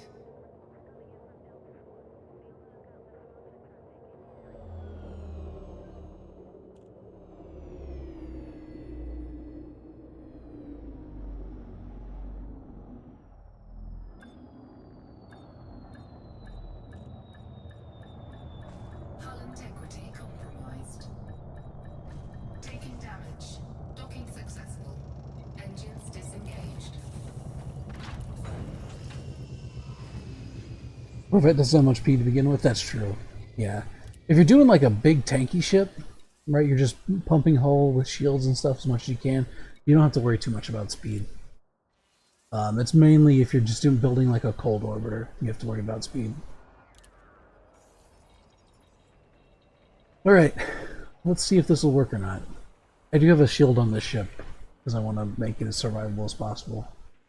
But I've not taken it out for a spin yet, so... This could go great, it could go awful. We'll see.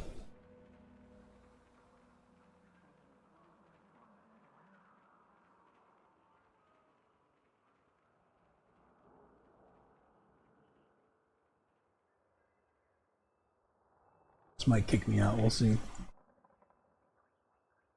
I'm gonna get a connection error.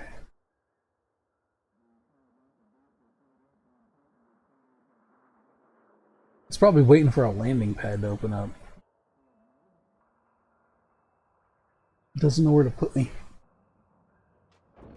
Hey, there we go.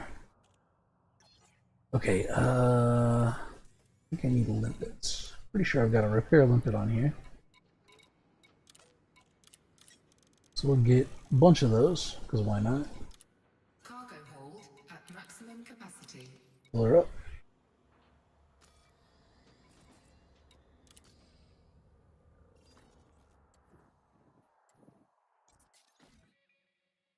And we got a long ways to go in Duanta. But it is only the first day of the week, so we got plenty of time. We just got a lot of systems to cover this week. Hey, did I ever look at the population of Seoul?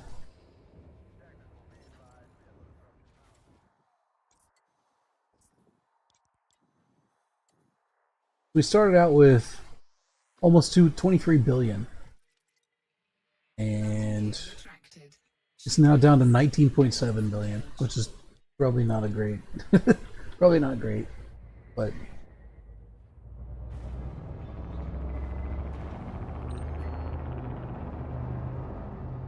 my guess is that most of the population of Seoul is going to be, well, I don't know about most, but a large percent of the population of Seoul is going to be gone by the time we actually get to the Titan to attack it.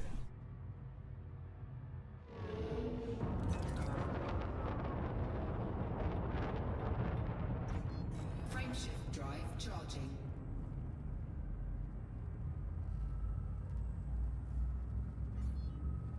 Malone against the Hydra? Yeah, that's maybe a fight you want to flee from if you can. Hydras are really tough. They do insane amounts of damage and are very, very tanky.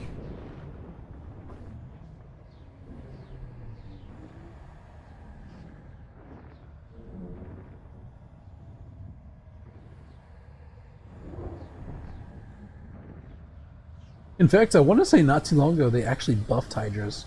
I feel like they didn't used to be as tanky as they are.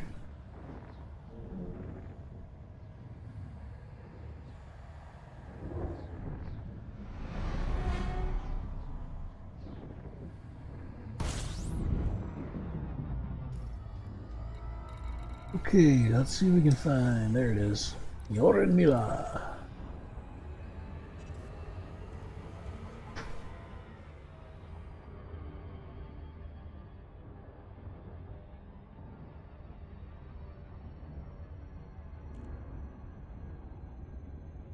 Yeah, that's the one downside to these, is that if you don't have enough commanders in the instance to be able to take on Hydras, you can't ever actually finish them.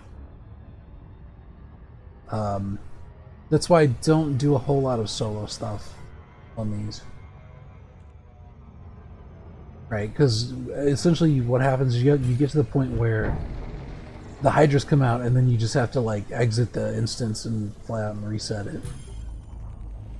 So you can get stuff that's like more easily able to do that. I mean, I guess if you're really good and you can solo Hydras, that's cool and all. Although trying to solo against multiple Hydras, I don't know if anyone can really do that reliably. 3, 2, 1, engage. One is one thing because you can cold orbit. You can cold orbit a single interceptor reliably and not take damage if you're really good. Trying to do it with two interceptors at the same time, I don't know if it's actually feasible. Because there's no reliable way to mitigate damage against two, right? Because you can't do the same maneuver against two interceptors in two different spots, you know.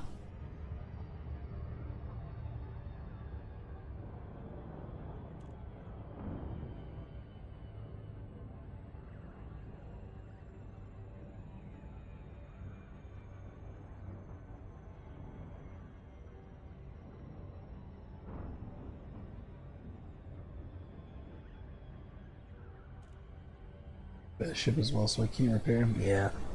If you can get him focused on someone else, you might be able to sneak in.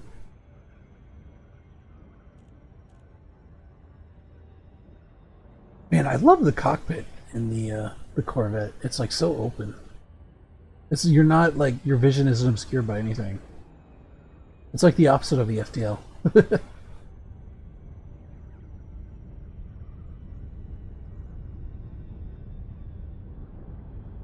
Also, the fact that it's like so far back on the ship itself, it makes it feel more like a bridge than a cockpit, which I like. Like a big nasty fighting ship, big gunship with a bridge on it. Pretty cool.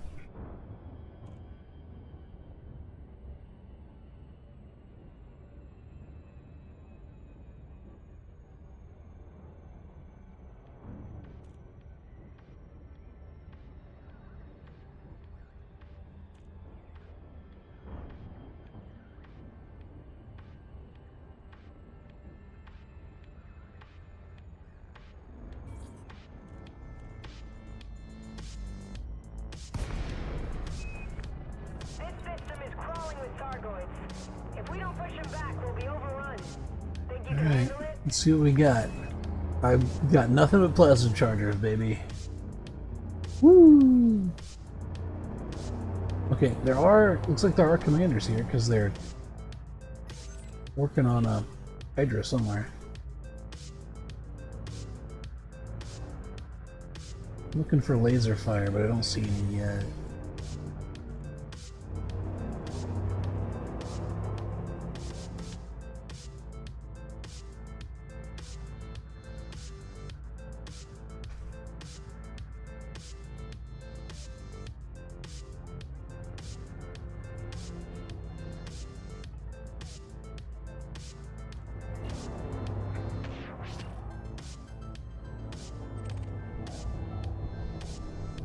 Oh, someone just got exploded. Oh, we're getting targeted. Ah, here we go. I guess they're up here.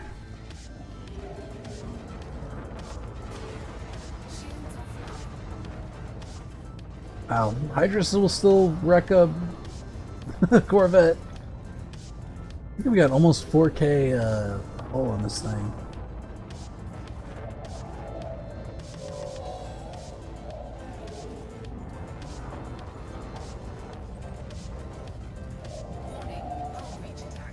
Oh my god, are you serious? Fuck off! Go away!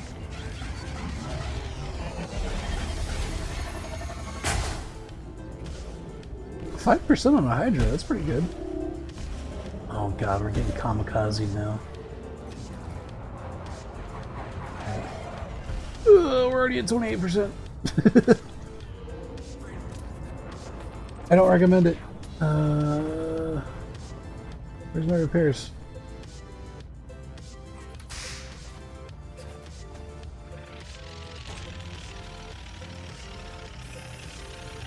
That's not fun.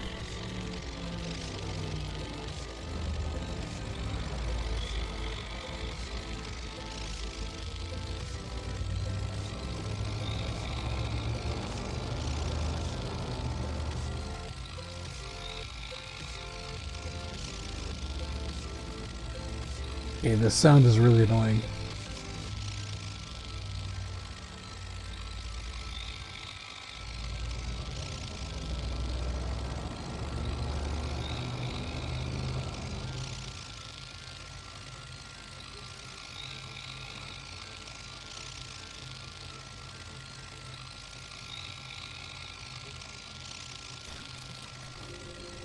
Does it make their big shift so confusing with where the landing pads are? Yeah, the different size landing pads can be kind of annoying. That's one of the things I don't like about large ships, is that like there are just some places you can't dock.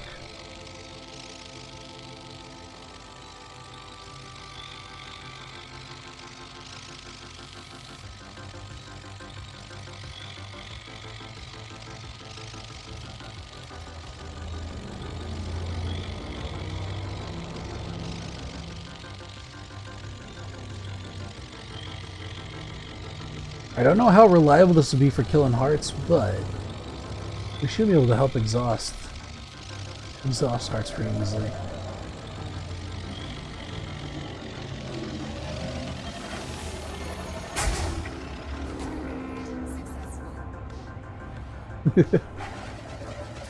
Uh-oh. He's not happy. Not a happy camper.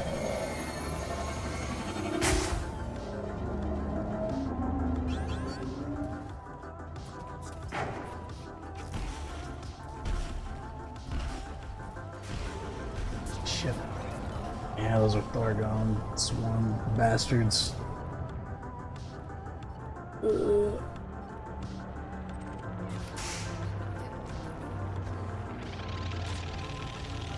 Oh no. I didn't know repair limpets sounded so annoying. This close.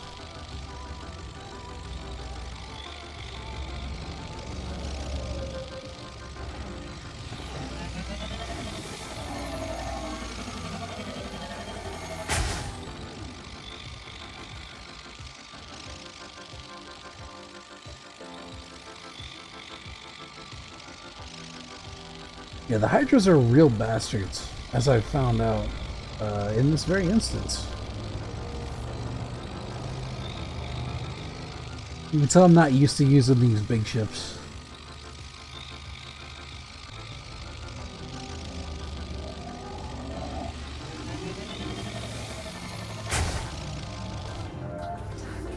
Taking damage.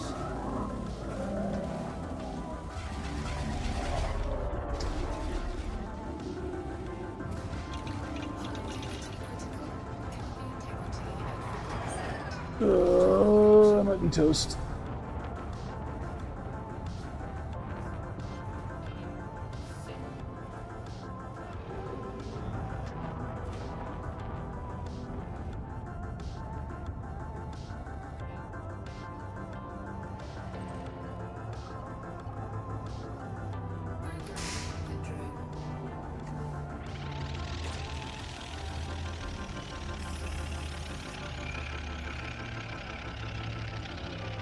Let's try shooting this Cyclops.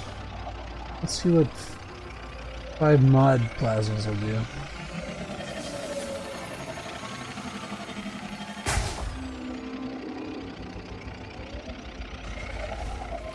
Seems pretty good. Good to have you on the team. Let's kill some Thargoids.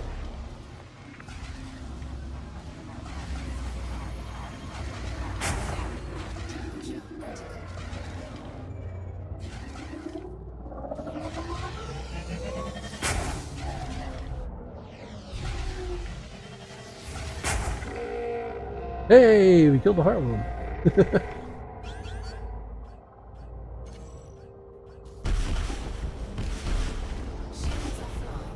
Yeah, I think this is probably kind of a doomed run. I could go like sneak off somewhere and repair, but that'd be a little bit boring.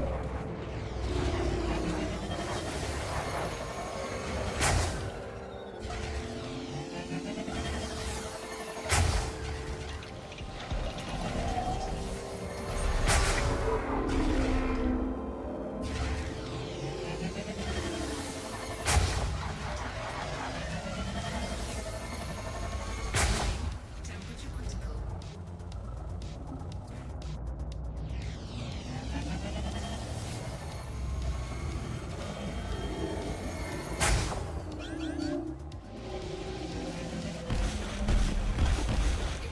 If we sent ammo for this, we got a 30% damage boost. I bet I could give those. I bet I could give a Cyclops. Rescue mission still a thing? I think so.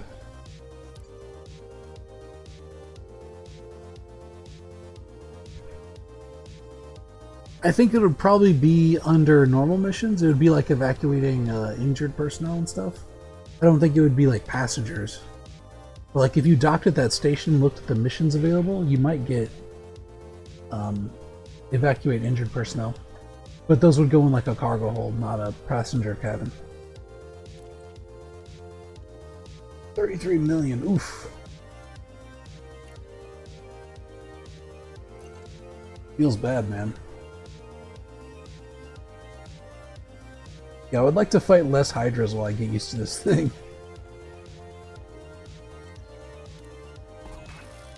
This system is crawling with Thargoids. Oh yeah, I don't think we can buy limpets here. which sucks. Yeah. Okay, well, I won't be able to use my repairs then. Oh, maybe you can use passengers.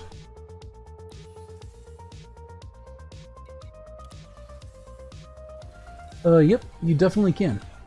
So yeah, if you go to the invasion ports that are still going, like this mega ship, then yeah, it seems you can still do evacuations.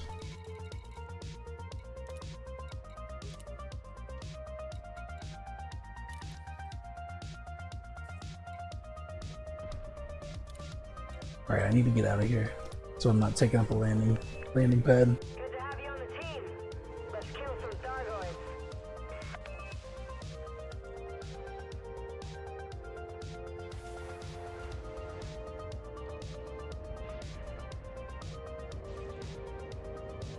Part of me feels like the potential of the Corvette is a little bit wasted on using AX weapons. And the reason why is because AX weapons only come in certain sizes. I feel like human weapons would actually be better served. Or I feel like the Corvette would be better served by human weapons. That way you can actually make use of those like class 4 hardpoints and stuff.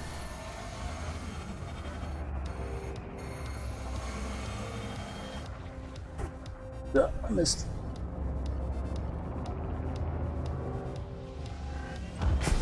Target destroyed. That's one better with this event. I mean, it's a good way to make money and stuff.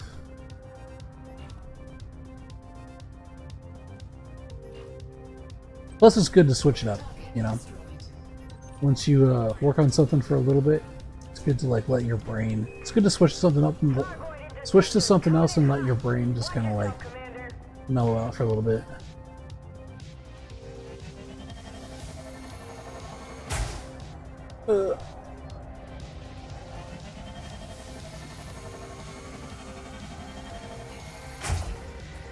There we go.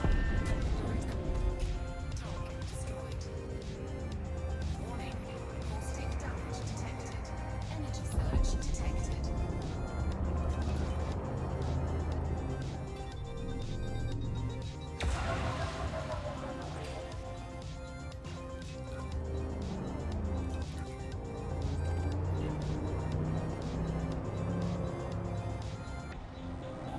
Alright, we got a Massey.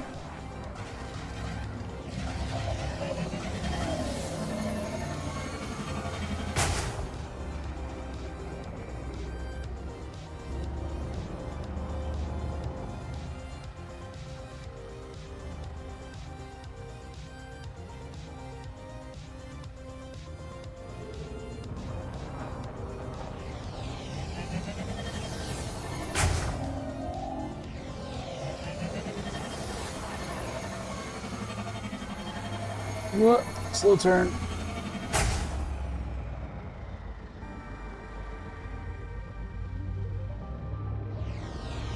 Yeah, you definitely don't have that like the little snappy turns like you do in the Challenger, which I guess is to be expected for a large ship like this.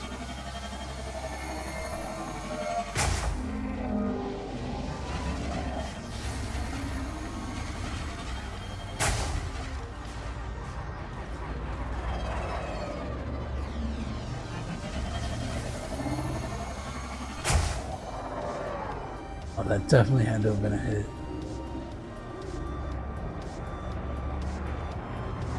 Ensuring parts easy enough. That's true. Yeah, doing the missions is a really good way to get materials.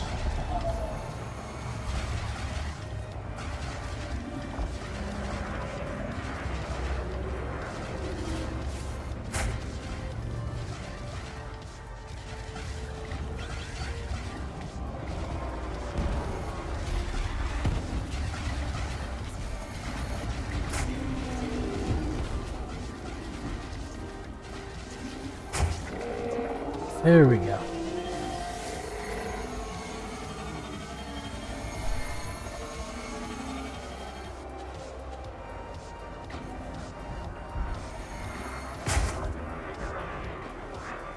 Someone needs to clear out these little scouts.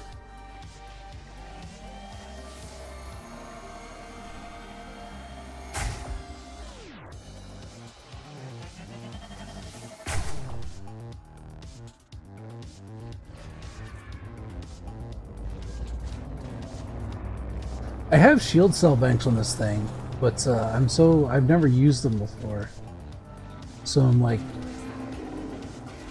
I don't know, I never think to use them before my shield breaks, I guess. It's one of those things I guess I just have to kind of get used to.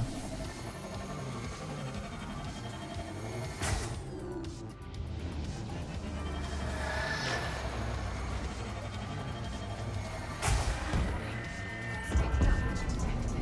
Target destroyed.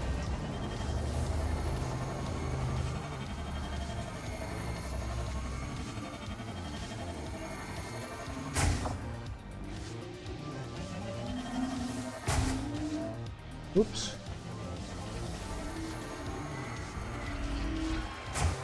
Ugh. Come on.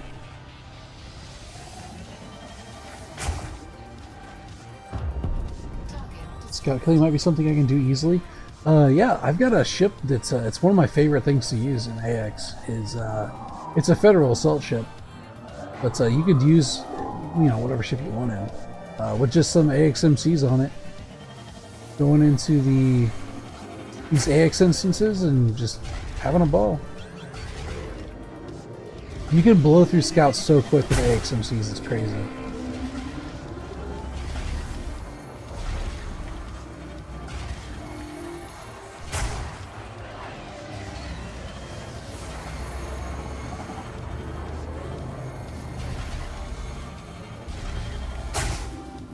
Oh. This system is crawling with Targoids. If we don't push them back, we'll be overrun. Think you can handle it?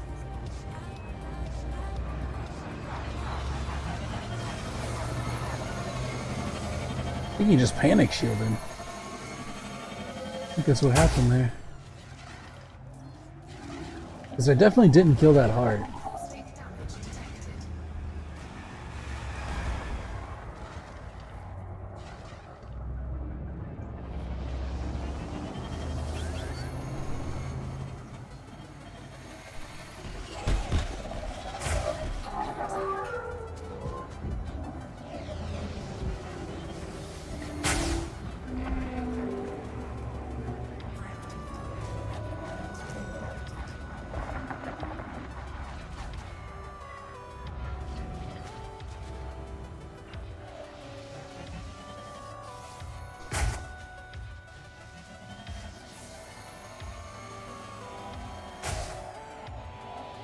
Aw, come on. Surely that should have killed him. I think the instance is lagging out. There it goes.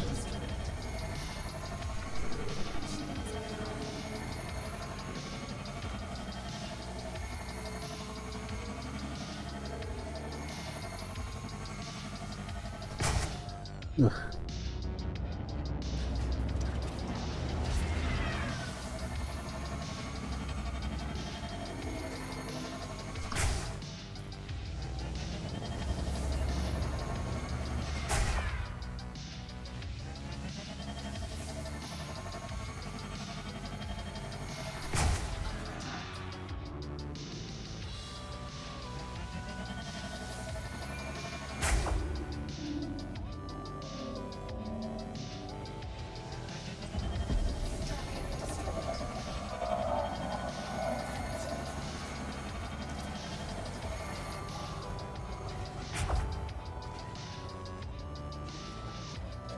There's 3 AXMCs, yeah. That'll chew through scouts like crazy. It'll also do decent against hunters. I mean, they won't die as quickly as the scouts will, but you can still tear them up. And they're not affected by the anti-guardian field either.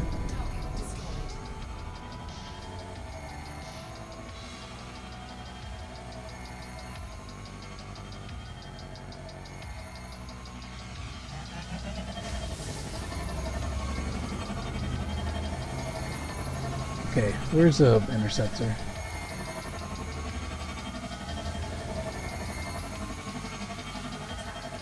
That one's a ways away. Is there one closer? Here we go.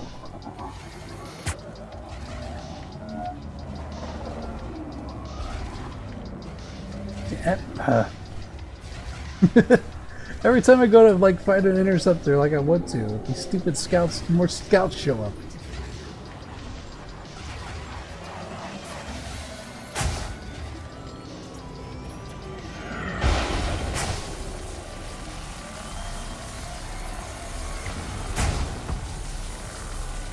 There's no way that's still...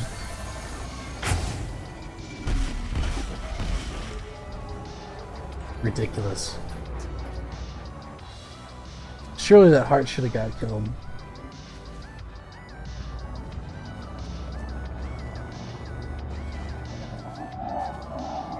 Yeah, that'll do it.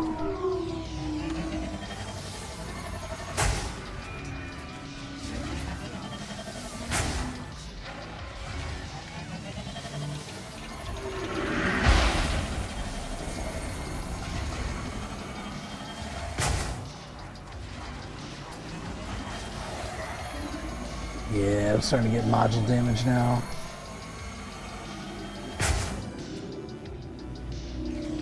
Dude, how many shots does it take to kill a stupid heart?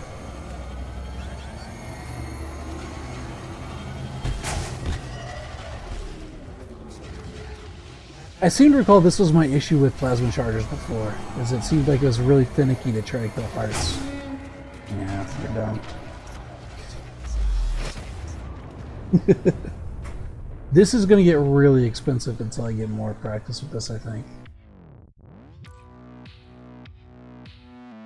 It's really good for like just bursting down hulls, not so good for being able to kill hearts. So I think that this is probably a good ship for multiplayer stuff where you have friendlies in the area that are better suited, better equipped for sniping hearts. That's what I think.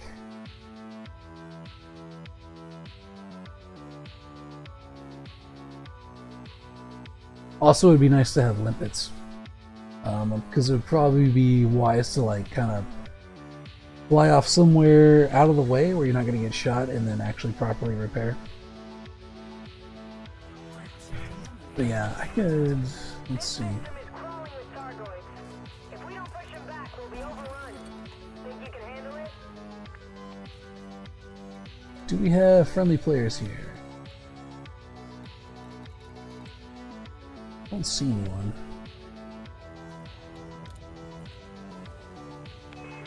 No, this looks like a fresh instance.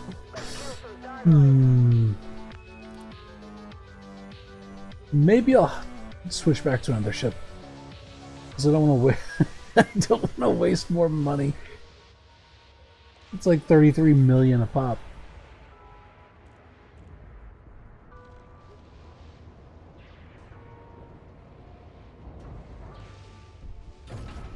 Ship released. Engines engaged. It looks like there's someone here.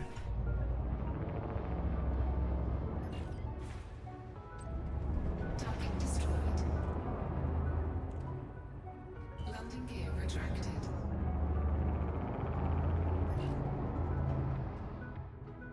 Warning, shield breach attack. Under attack. Taking damage. Oh man, there's already a Hydra here.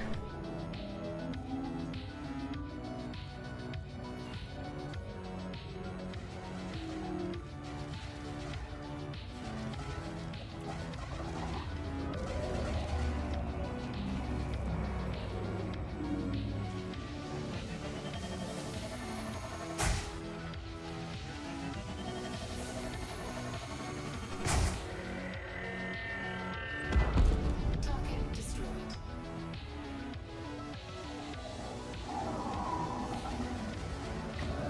Warning, temperature critical. Warning, taking heat damage.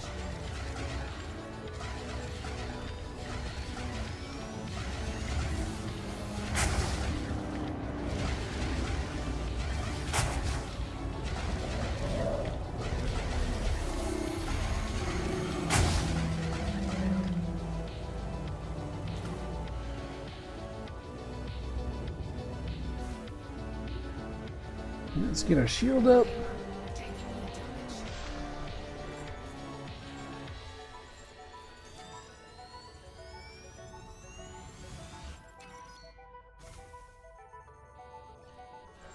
Oh wow, the banks are actually pretty good.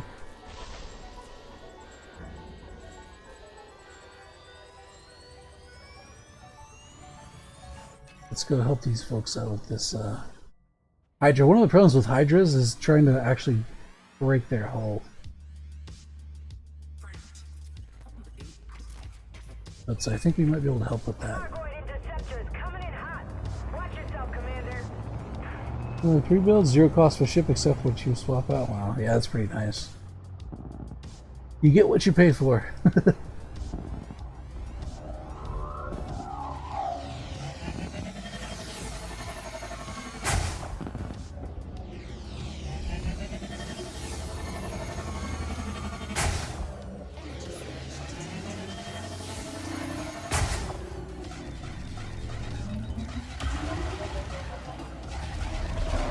Aw, come on, that should have worked.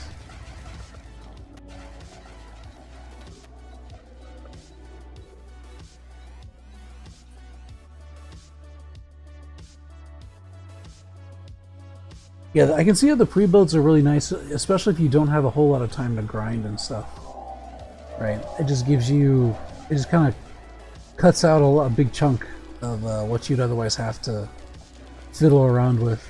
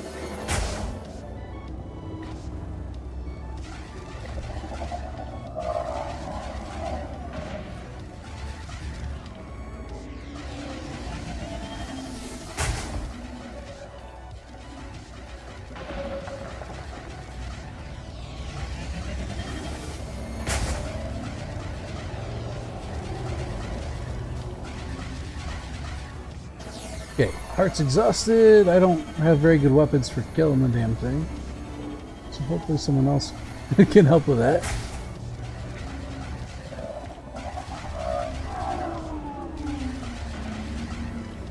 Ooh, yeah, now that our shield's down, we're kind of really starting to eat some damage.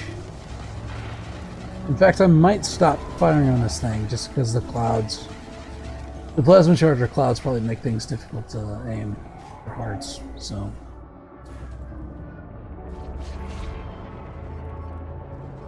I know that was one of my gripes with it when other people would use plasma chargers. When you're trying to shoot hearts and suddenly you got this big cloud in your way.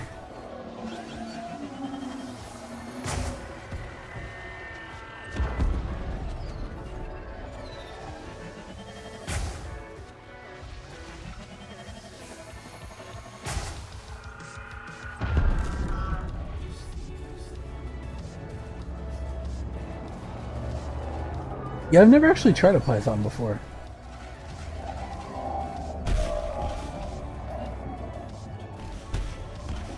Oh yeah, we just got Thargoned. Those little kamikaze missile things they do really bad damage. Alright, I'm gonna hop back to the rescue ship and maybe I'll go grab the Pleco. It's like my support ship. It's not very good against interceptors, but it's fun to fly, and it's good for killing scouts.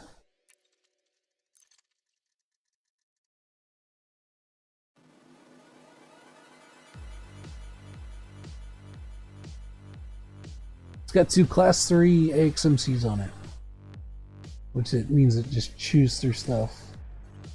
Gonna do what I'm about to do? Yeah, I'm thinking about it. I think it's one of the more fun things to do. Like, even as like someone who can go out there and, you know, mess around with interceptors and do the little matador type thing, I still think like one of the most fun things to do is just to get a couple AXMCs and go chew through scouts, because it just feels really satisfying, cutting through them so fast. Can't you tag the interceptors to get reward though? Yes, you can, but that only works if there's other players that are capable of killing interceptors in the instance. If they're not and you're there alone, then I can kill Cyclopses with it if I put a lot of work in, but anything beyond the Cyclops I can't take out with that ship. So I'm gonna jump back, and I'll put a little bit more thought into how best to use this Corvette. I need to get some more practice with it. I might do some reading on it, we'll see. Warning, shield breach attack. Taking damage. Frameshift drive charging.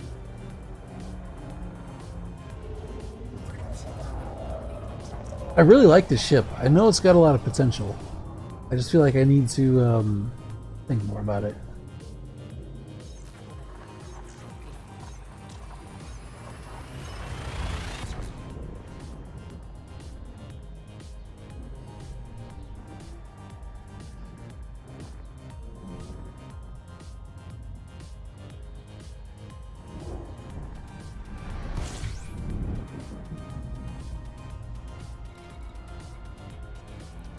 And back to the Hutner.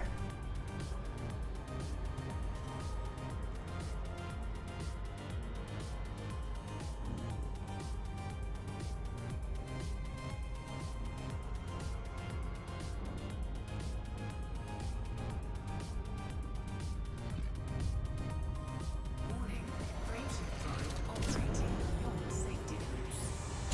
Whoop, okay, that was... we held that for a little too long.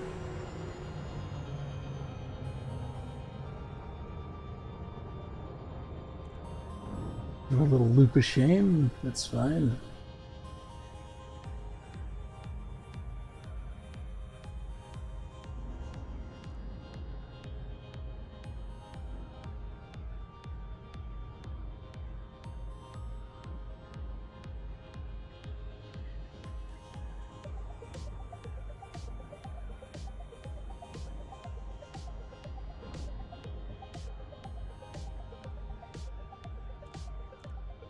Man, this game really is fun. I know it's kind of niche, right? Like, a lot of people just can't get into it because there's kind of a learning curve and an initial wall for new players and stuff to get over and things. But man, once you get into it and like really start digging in, it's a pretty fun game.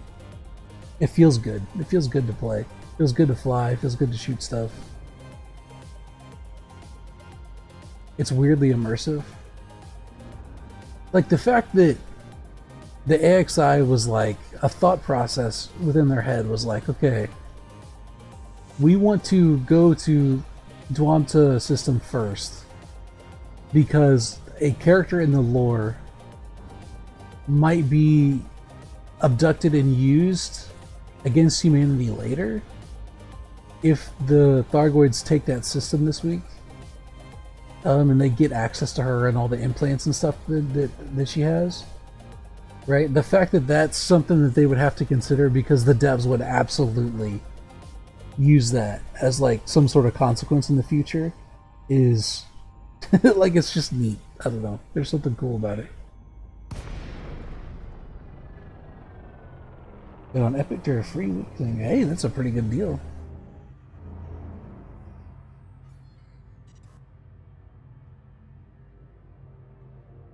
I don't even remember. I'm trying to remember like what possessed me to get this game.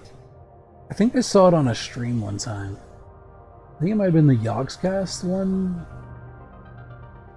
Like 1 year, a while back, we're doing Elite Dangerous stuff. I think I watched it on there one time, and I was like, that looks like fun.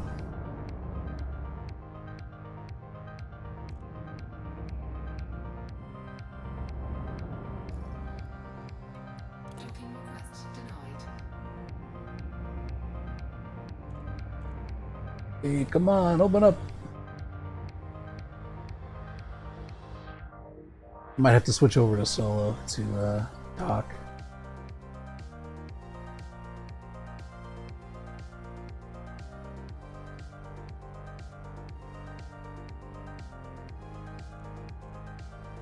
Just hoping there would be a game similar to Star Citizen Epic delivered.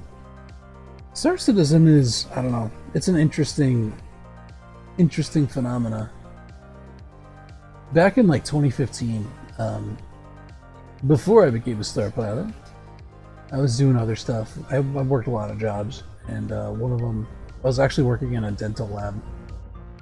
And this guy that I worked with was obsessed with Star Citizen. Like, he would never shut up about it. And he was talking about how he was like dropping money on all these ships. And how like it was going to be so cool when the game finally came out and things. And like it had been in development for years by that point, and would still be in development until fairly recently, I'm pretty sure. One thing I like about Star Citizen is they have planets with atmosphere and the walking around in the ship. That is true. It would be cool if you could do that in this game. I mean, you got Odyssey, but the actual places you can go is a little bit limited, right? You can't go to like Earth-like worlds or anything like that. So that is one of the downsides to Elite, but I've never actually played Star Citizen, so I don't know what the flight models and stuff are like. The people that I've seen who are like Star Citizen regulars who switch over to Elite, I feel like the impression I get is that Star Citizen has a little bit more of an arcadey kind of flight model as opposed to Elite, which is more based on like physics and a little bit more like simulator style. Which honestly I think I probably prefer, but cool, narrow and extremely agile fighter. I will say I feel like Elite doesn't make great use of all of its ships. Okay, I'm gonna switch over to solo and dock. But like there are ships like that in this game, but they don't get a whole lot of love. Like the Eagle is like that, right? It's like this little fighter that doesn't really have much of a niche in normal play. It's kind of too small and paper thin to do a whole lot. It's fun to fly around in and stuff, but unless you're also facing like other Eagles and things, I feel like it doesn't, I don't know, I feel like it just doesn't stack up. Which is unfortunate because I like it, and I like that style of play. Like, I got interested originally in flying in games by playing PlanetSide and PlanetSide 2. And that was all like fighters, so it was like dogfighting. So that's kind of how I cut my teeth in games like this. And I kind of wish that there was more of that in this game. My hope is that once the Thargoid War stuff is over, we actually get more human versus human conflict. Because I feel like a lot of the ships maybe shine a little bit better when they're actually fighting other human ships. I already kind of talked about that with the Corvette, right? Because there aren't any Class 4 AX weapons, I don't believe. There's some Class 3 ones, but that's about it. So I feel like having some, I don't know, maybe some Class 4 like beam lasers on this thing would be kind of neat. Or some like cannons or something would be kind of cool.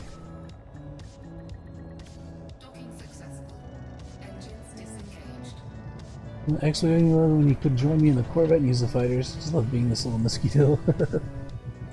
That's something that I've never actually done in this game. I've never done the multi-crew stuff, so I don't know how it works or how well it works. I've never used the ship-launched fighters either. Okay, Plickafish. This is the ship. Yeah, it's my little FAS, which is like a general-purpose support ship for AX stuff. It's just got the basic AX human weapons, and well, not basic, but it's got some actually pretty decent human AX weapons on it. But it has a lot of functionality to it, right? So we got 2 Class 3 AXMCs. I've got a flak launcher for dealing with Thargon swarms, and the beam laser just for staying cool. That's another long-range thermal vent. But otherwise, it has like just a lot of utility. I try to get as much support utility in a ship as I could. So it's got repair limpets, so I can throw out repair limpets for other ships that are in the area that need repairs. Got an AFM on here. I even have collector limpets. So this is the ship that I use if I need to collect like battlefield materials from Thargoids after they've been destroyed and stuff. Here's choices you can choose one to. Won't it be difficult to do it solo? Do what solo? Oh, you mean like in the solo instances and stuff? Yeah, I only switched to solo so that I could do, so I could actually find a docking, an open landing pad, essentially. Once I get going back out there, I'm going to switch back into a PG. Ship released. Engines engaged. What I might do, though, actually, hold on. I'm going to first. I'm going to redock because I forgot to get limpets, like a dingus. I even have like cockpit dashboard reminders to get limpets, and I still forget. So I'm going to do that, and then I'm going to take a quick bio break. Docking request granted. And I don't know. I'm not sure how much longer I'll have to actually play tonight, but we'll see. I might do a few runs with this, just because I want to kill some scouts really fast. They've arced me in the Docking success. instances I've been up until this point, so I feel like I need to take out some stress. So let me grab some limpets, and then I'm going to take a quick break for a few minutes.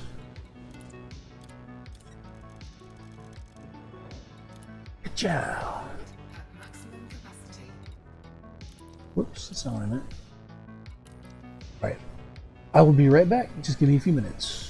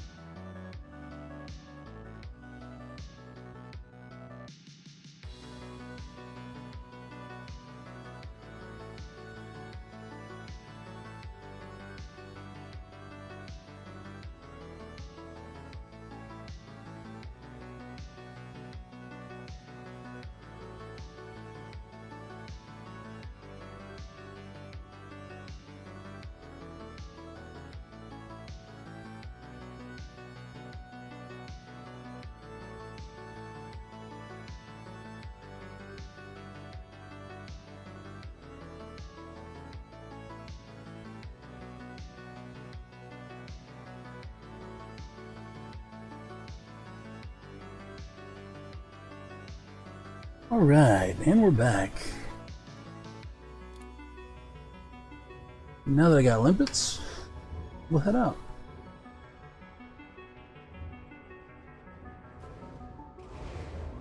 We'll see if there's an instance out there I can provide some support on.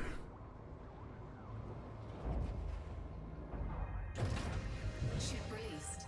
Engines engaged.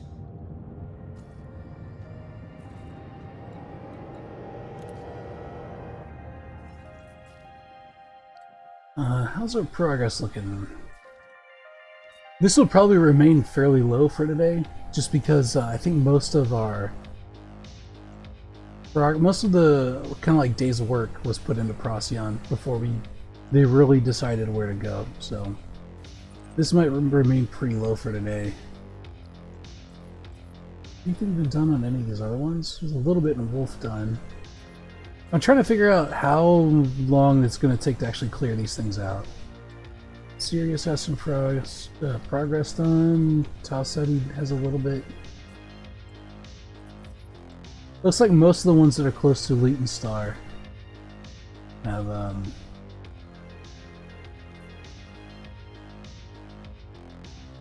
that's weird. This one has a different color than the other ones. Looking to take control of the system? I wonder why. Bernard Star, which still has some of my ships in it. Huh, interesting. I wonder why some of these are red instead of orange. Oh, wait.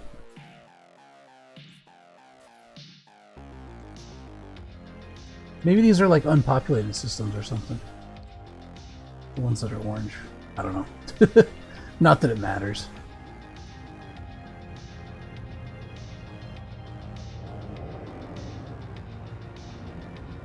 Moving back to Orin Mill? Yeah, I'm headed there too. Frameshift drive charging.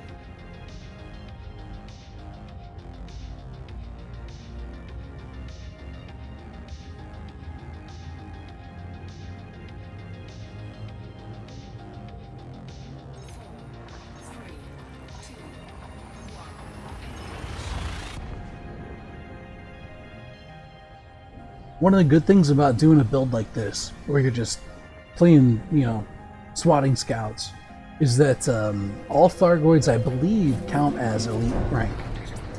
So it's actually a pretty good way to grind up your combat rank in this game. Because they die pretty quick, the proper weaponry. And you can cut through tons of them very fast.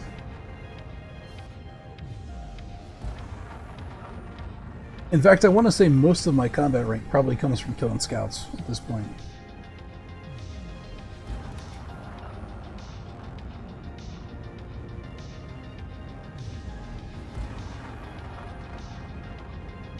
Killed 4 of them, yeah.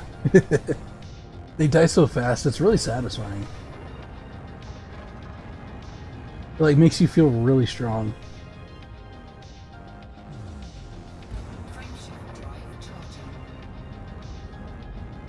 I mean, until you run into like having to fight an interceptor or whatever,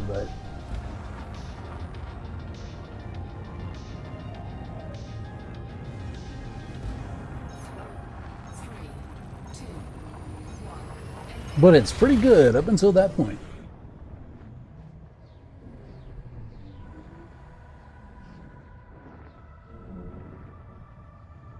You can kill Cyclopses with the human AX weapons like this, but you have to scan them. You have to use your Xeno scanner to like scan them so you can target the hearts and stuff. It's really annoying. It's very, very fiddly. I highly recommend fixed weapons, fixed Guardian weapons for killing interceptors, if you can do so. Plus, I don't think human AX weapons actually have the damage output to kill anything beyond a Cyclops. I think their regeneration is too high on their hull. So it's like, it becomes untenable to even exhaust hearts with purely human AX stuff. Oh yeah, I don't have Super Cruise in this. That's right.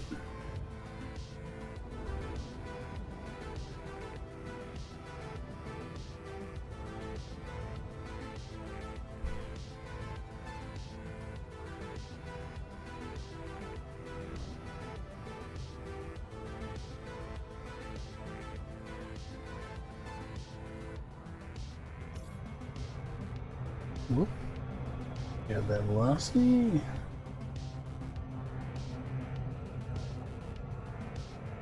What do you get for not paying attention?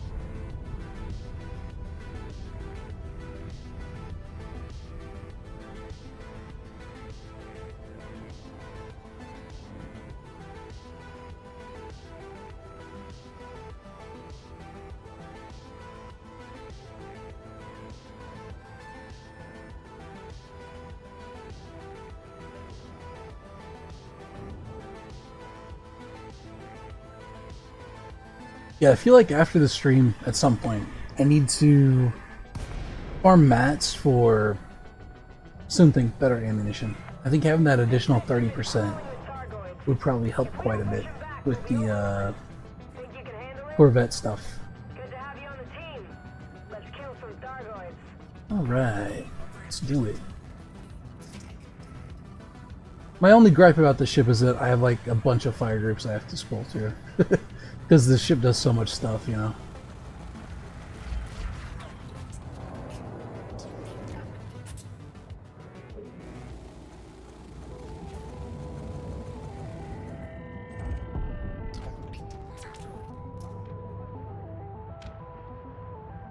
Oh yeah, I'm supposed to... I should switch over to the PG, huh? Duh.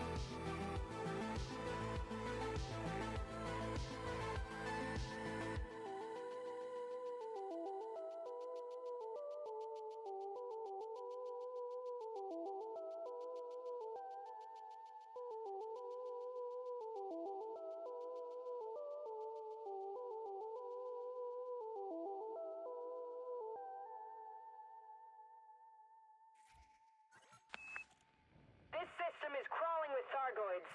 If we don't push them back, we'll be overrun. Think you can handle it? Alright, Good to have you on the team. that's better. Let's kill some Thargoids.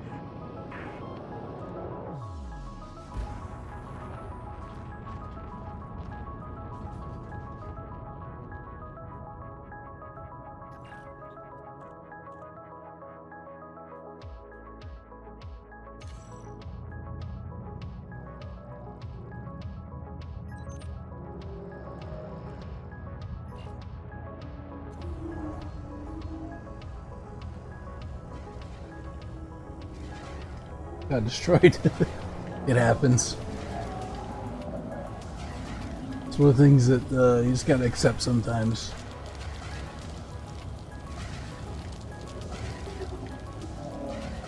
Alright, I could help kill hearts on this thing, but I'd have to scan it. And scanning's really annoying because you have to stay within 1 kilometer of them for a pretty decent amount of time.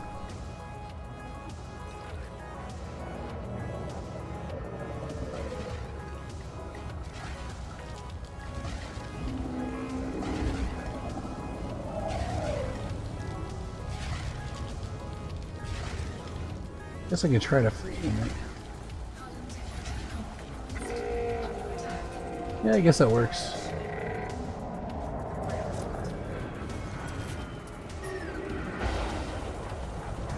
Whoop. Might be getting lightninged here.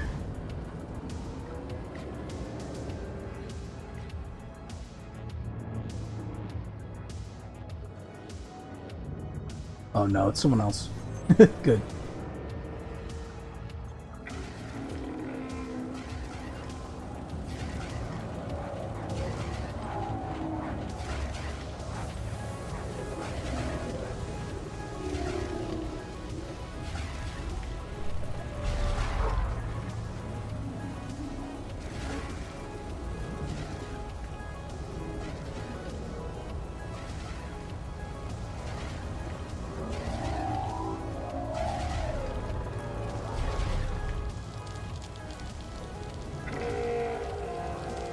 Alright. Should probably start working on these scouts. Those cleared out.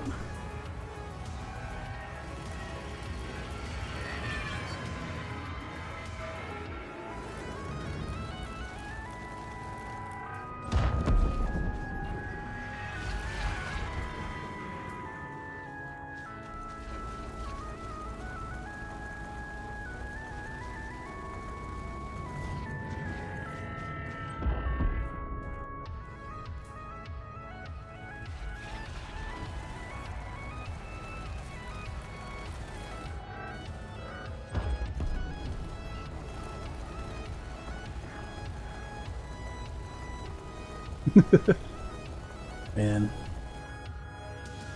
I just love how fast you can chew through them. It's great.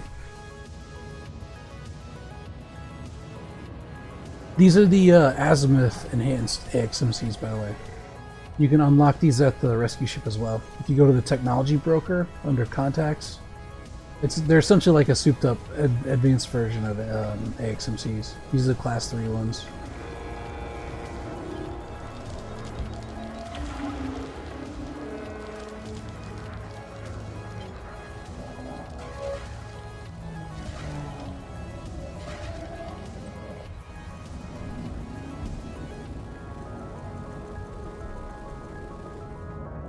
Yeah, I'm not gonna be able to free aim this from here.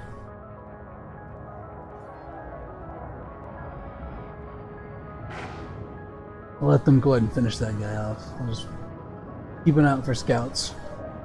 Whoa, hey now.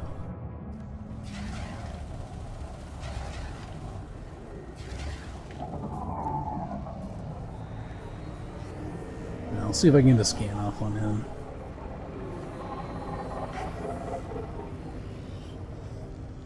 Well, now time was pretty easy. They're not always that easy. They move around a lot. Oh, not that it matters, because they're just gonna... Uh-oh. Maw Adder! Oh no, I think the servers are going down.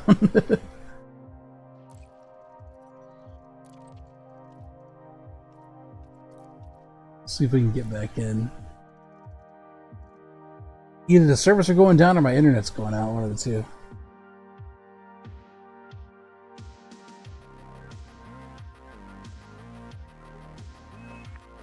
This system is crawling with Thargoids. If we don't push them back, we'll be overrun. Think you can handle it? Yeah, that instance might have died on him. 'Tis a shame.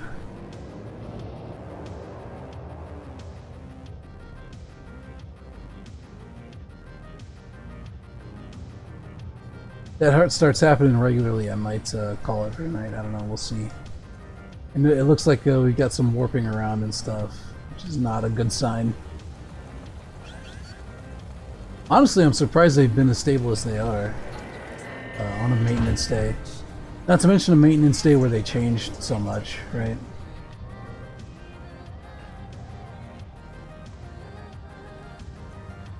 It's difficult when there's so many interceptors spread out, yeah. Trying to, like, manage everything's kind of nuts. Some of the other instances I was in last week in Seoul, the ones with, there was a couple of them that had, like, multiple battle cruisers in them. And those were especially rough, because they had, like, waves of interceptors that would come in. And there were just interceptors everywhere. It's crazy. So I kind of hope we get more of those, because this is going to be kind of fun. It's nice to actually have like a change of scenery, right? Like we're fighting outside of a mega ship this time. I'd like to fight outside some of the big starports and things. I think could be pretty fun. Have some friendly battle cruisers in the instance, kind of blasting Thargoids alongside you. Stuff like that. Destroyed. I hope we see a lot of in the next few weeks as we kind of wrap up this whole Thargoid war thing. Target destroyed.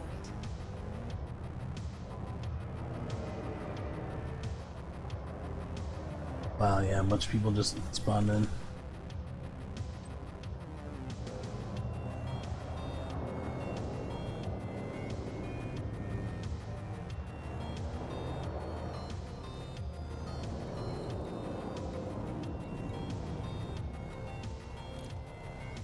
Oh wow, I don't even have the weapon parts for this.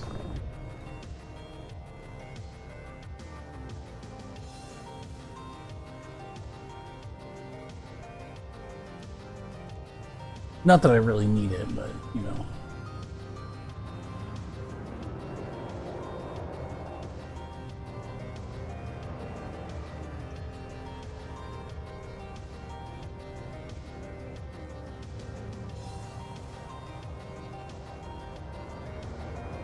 Alright, I guess we're chilling till more show up.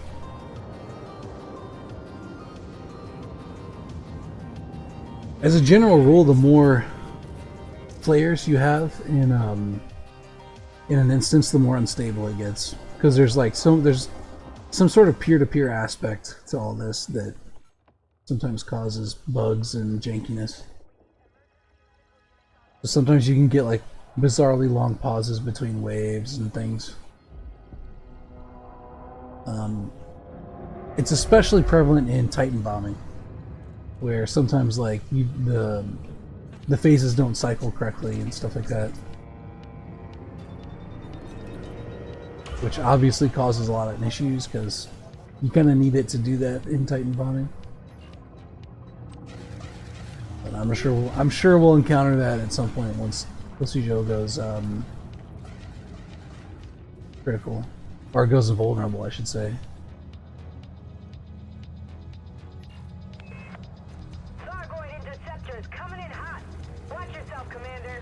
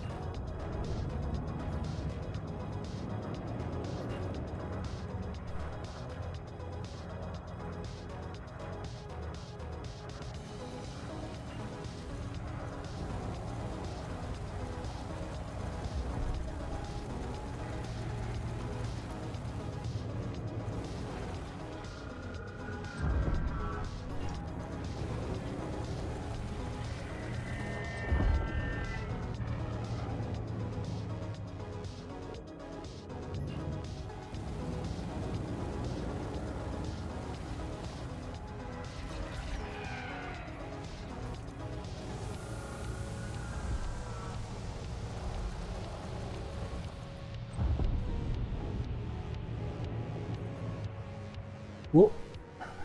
Where is it coming from? I don't hear it. Oh, there it is.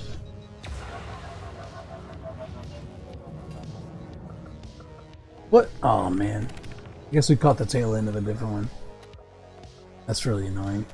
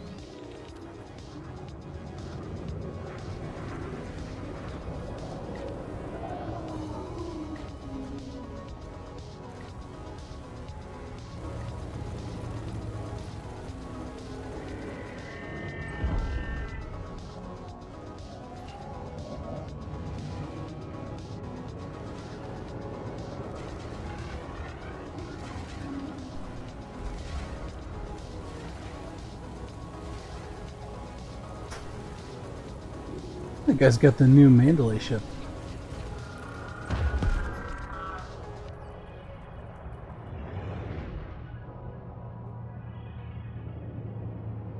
I'm interested in trying that out. I might wind up. It depends on how good at exploration it is. I might wind up buying one of those once it goes on the normal market.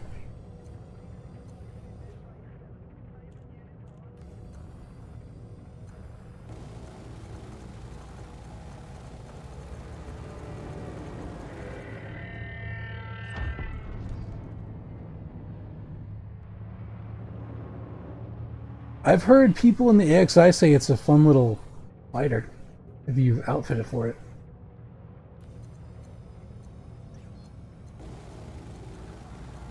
The only real critiques I've heard about it is that the engine noise is too loud. So people seem to really like it.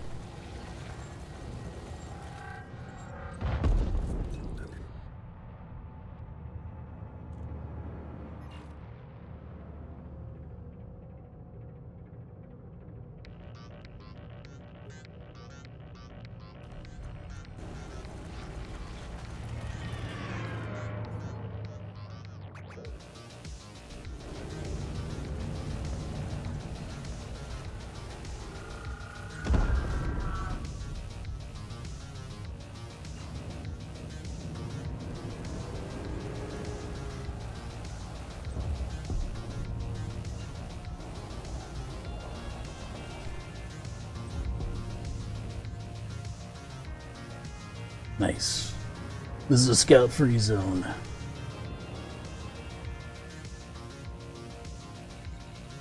Ooh, I could actually probably collect up these weapon parts while I'm here.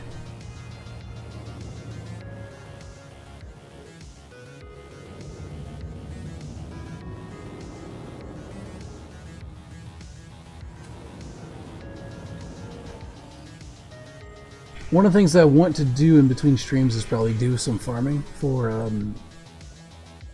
ammo synth stuff, materials. And I also need to spend some time. I think I need to spend some more time in the Corvette and like getting used to it. Maybe putting a little bit more thought into how to outfit it and stuff. Or at least getting used to like that style of play. Where you just got like a bunch of heavy hitter guns on a gunboat, you know?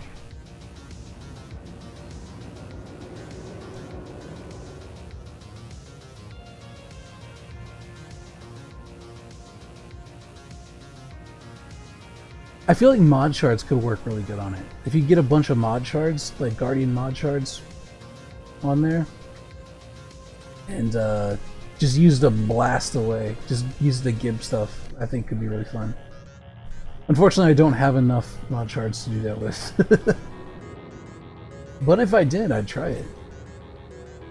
And getting shard guns, nice. Yeah, the regular shard guns are kind of meh, but the modified ones are really good.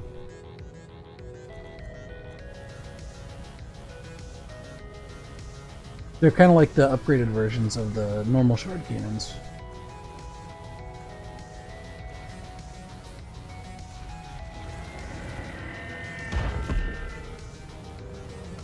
Whoop. Dang. We got clipped by that one, just a little bit.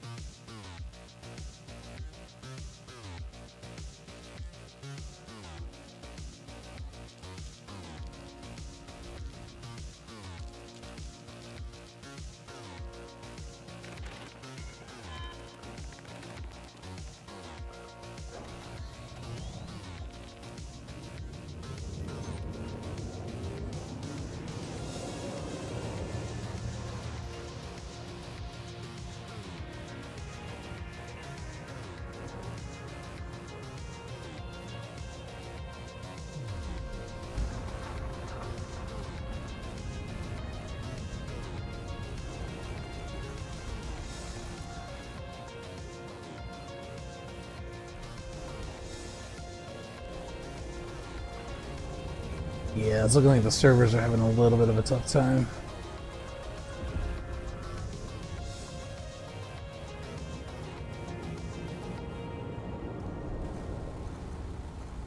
I don't have any dropped frames, so I don't think it's on my end. I think that's a Frontier server issue. which is not uncommon on maintenance days.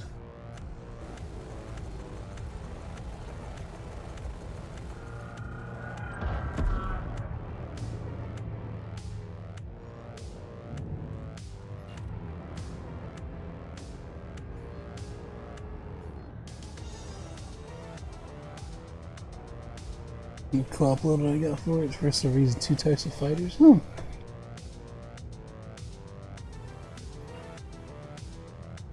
I don't really have any experience with doing fighter stuff. I should probably try it at some point. I know you can hire NPCs to do it, but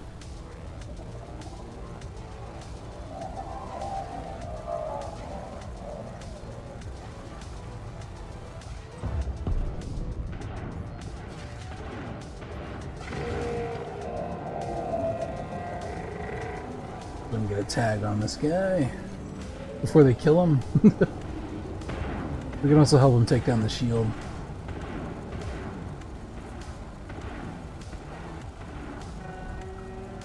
Nice.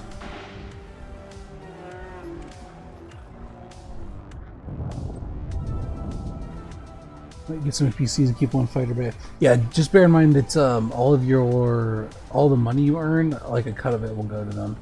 Even if they're not active, I believe. Which is kind of weird.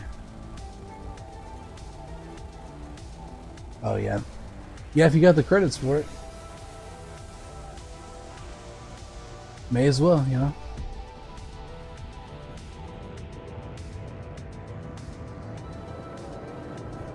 Yeah, I thought about getting like a Type 10 or something like that, and then just putting turrets all over it. And seeing if, like how good it would do in like a combat zone or something like that, doing like mercenary stuff, but I don't know how good the turreted weapons are with NPCs. It'd be fun to try though. And that would also be something that you could always like have other players do. If you just like, if someone hopped in and like wanted to play or whatever, a friend or whatever, you can be like, yeah, you can be gunner on my Type 10 or whatever.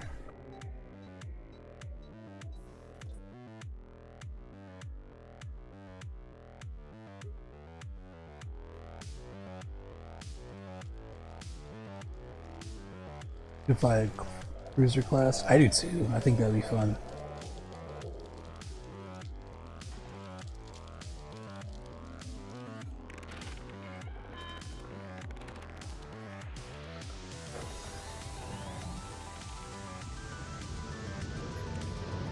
Or even just be able to like call in your fleet carrier or something to a battle for a little bit. I think even that would be kind of neat.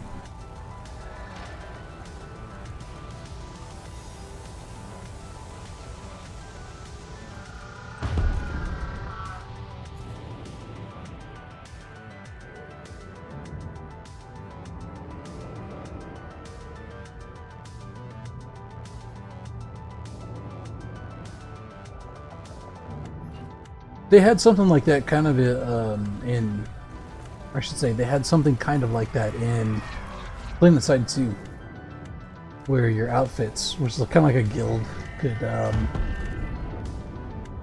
get fleet carriers that you could call in for, you know, a certain amount of time, and they would essentially like, you could man them, like you could bombard battlefields from low orbit and stuff. It's pretty cool. Well, not low orbit, not quite that high, but like, you know, pretty high in the sky. It was fun. I wish that there was... That's kind of what I said. I hope they do more like human versus human stuff, because I think it would be fun to have fights with fleet carriers and things. You know what I mean? Like, it would be neat to be able to assault a fleet carrier, or have to defend a fleet carrier against humans and stuff. I think that'd be cool. I don't know if they'll ever actually do it, but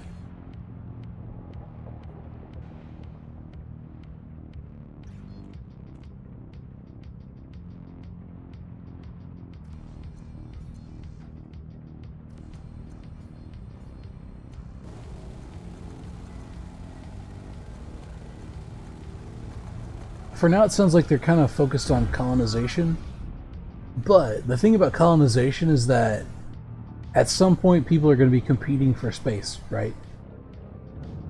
So I feel like it's not that much of a jump to get back into like human versus human wars or whatever. Especially if there's no longer a common enemy kind of deal going on with Thargoids. Who knows where they take this game? Yeah. I mean, it seems obvious that they want players to expand out. It's like they want expansion of humanity in space to be kind of driven by player action, right? Which is why they're implementing the whole colonization thing. But yeah, I don't know. There's no way to know. Yeah, you're right. Especially once all this is over, because they've been working on this for like years. The whole Thargoid thing's been a long-running kind of narrative beat. And so I'm not entirely sure where they take it from here. If it's only colonization, I think that would be kind of boring, but I feel like there could be a lot of neat stuff that kind of comes out of that, which can be very interesting.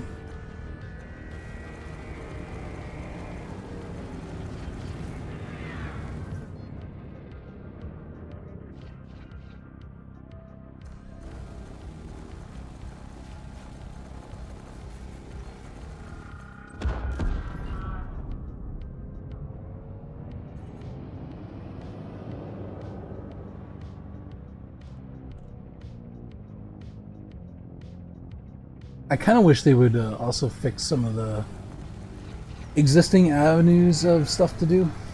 I really wish they would fix smuggling. For some bizarre reason, they've decided not to for all these years. But like making smuggling actually lucrative would be nice.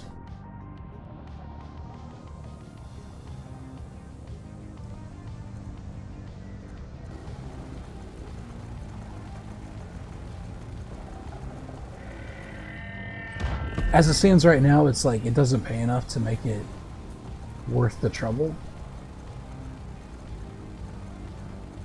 Like the only reason you really do it at this point is to, I think, unlock an engineer. I think that's about it. You have to sell stuff on black markets, but other than that, there's just not a reason to do it, which is sad. Because it's kind of a neat like avenue of play in this game. The idea that you could like spec out a ship for silent running and stuff like that is kind of neat, but there's not a whole lot of use for it at this point.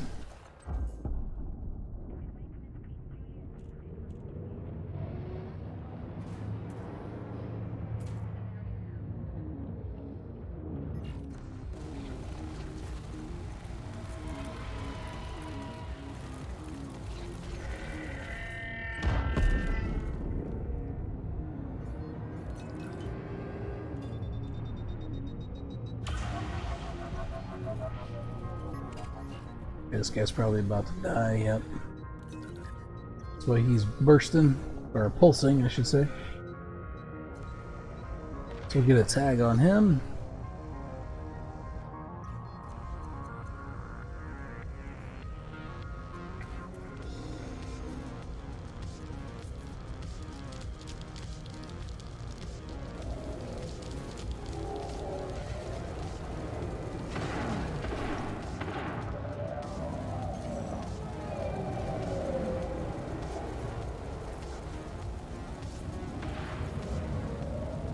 Like I said, it's fun and all, but so annoying to have to manage heat and focus on being precise with your shots. Yeah, there's a lot that you have to like micromanage when you're doing interceptor fighting, especially.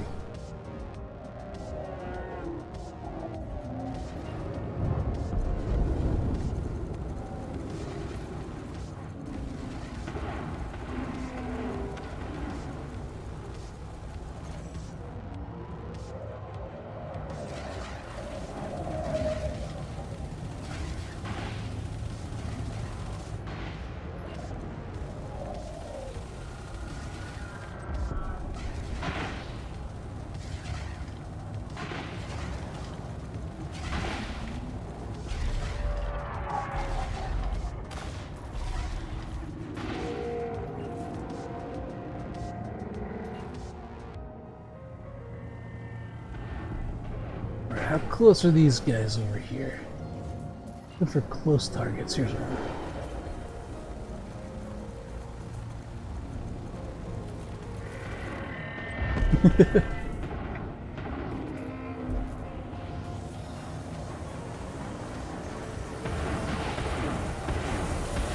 Oh, hey, they got a give off.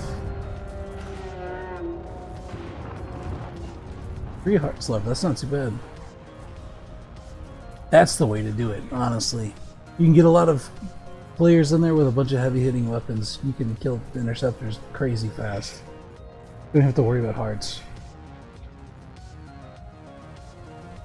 So I'm gonna check is what kind of laser these builds got. Oh, hold on.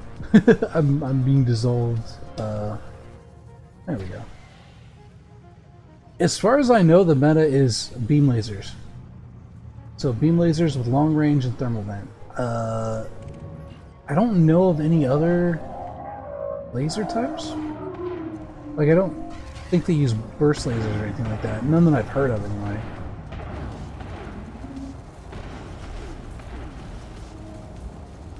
They're supposed to have laser, but I don't know if they're engineered or not. Yeah, I'm not sure. You should be able to go in there and check. If you look in your modules tab, and then you go to the specific module, you should be able to...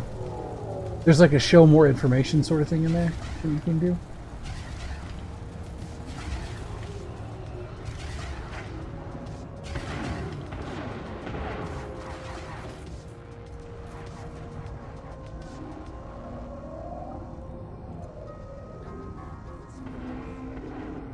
Don't have missiles, just missiles and MC. Ah.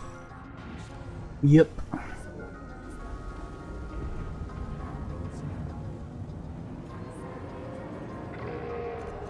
Yeah, if you want to do that kind of like AX fighting, having a thermal vent laser is pretty important. You want to fight interceptors like that, doing cold orbiting or Titan bombing.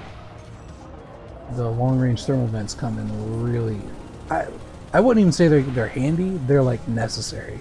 You really do need them. Just as a way to manage heat, you know.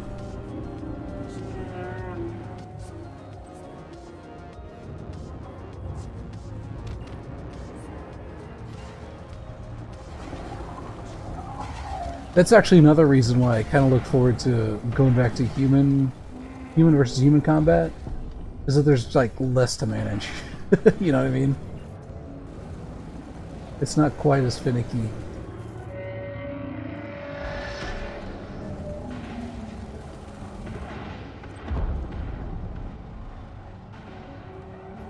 Like, I've been doing the Thargoid War and stuff in Elite for a while now, but before that I used to do bounty hunting, which was really fun. And I feel like you get more options too. There's more options you can use as far as equipment and stuff against human ships.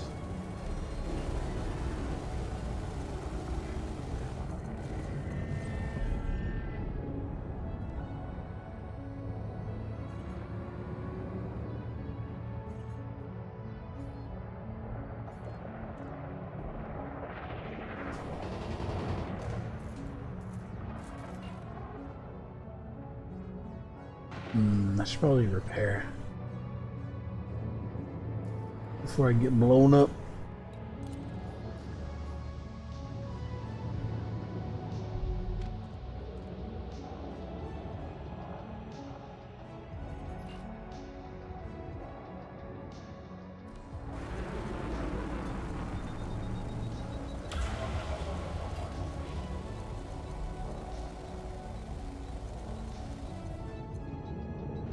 I say as I turn away from the ship to go chase a stupid scout.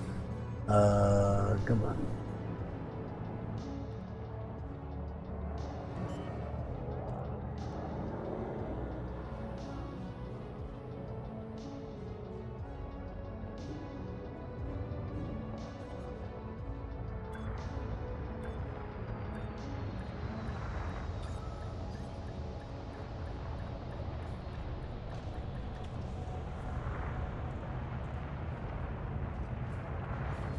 Great Mark II got a thermal vent laser. Chieftain does not. Nah.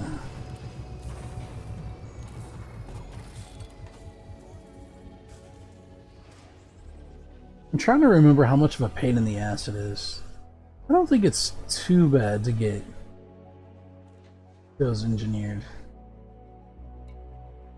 If memory serves. Launch so we're not taking up a pad.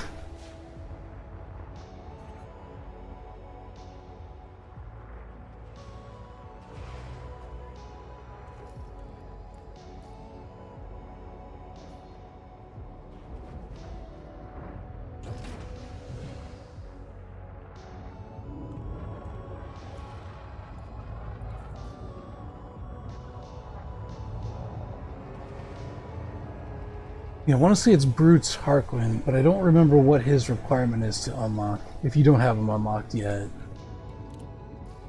Yeah, this one. Okay. Okay, so you just need to get your combat rank to competent or higher, and you'll unlock him. Oh wait, you have to... Okay, so that's how you get access to him. And then you have to deliver 50 units of Fujin tea to him, using the Moang system. I don't remember where you get Fujin tea though. I think that's probably like a special commodity or something. I don't think I have any unlocked yet. Getting engineering is pretty important.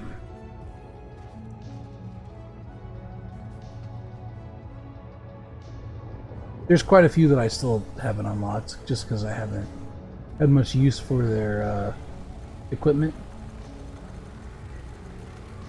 But luckily it's one of those things you can kind of unlock over time, right? You just unlock them as you need them. You don't have to do all of them right away.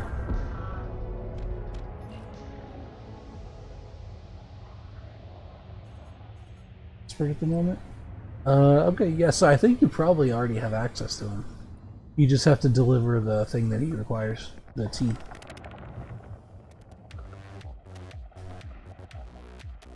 And the cool thing about long-range lasers is that you don't actually need to have it at a very high rank. If you're Titan bombing, it's useful to have it at like, you know, grade 3 or higher. But for your normal lasers, in the ranges you're going to be shooting at stuff, you really only need 1 rank in it. You just want it to be able to reach out and touch, you know, at a pretty good distance. Because the way that thermal vent works is that so long as you're striking a target with it, then it'll drain your heat over time. If you are missing with it, or you're firing it and you're not hitting something, then it'll actually generate more heat than it would otherwise. So you definitely want to be able to strike targets with it. And obviously if you have longer range, then you can hit targets from further out. So it just lets you vent heat from further away, which is very handy.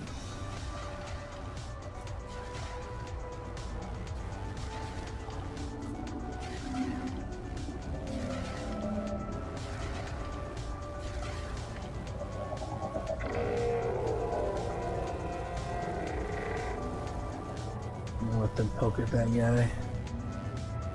Let someone who's more equipped for that do it.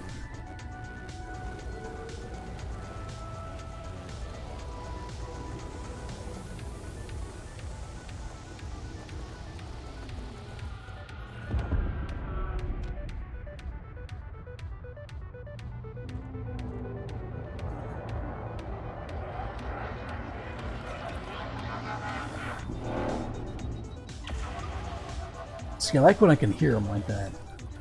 It gives you good, like, telegraphs to know when you need to use your pulse neutralizer.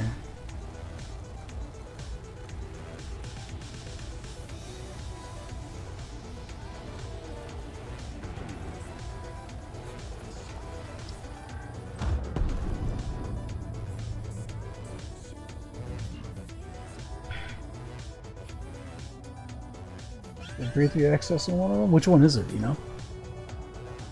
I mean, of course you know. But which one is it? If you don't mind me asking, I should say.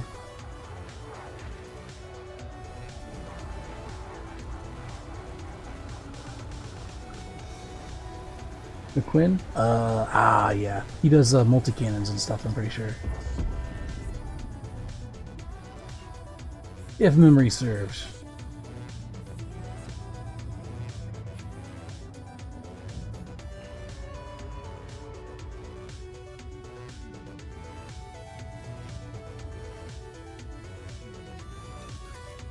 Oh, my landing gear's still down. I was like, why am I going so slow? What the hell?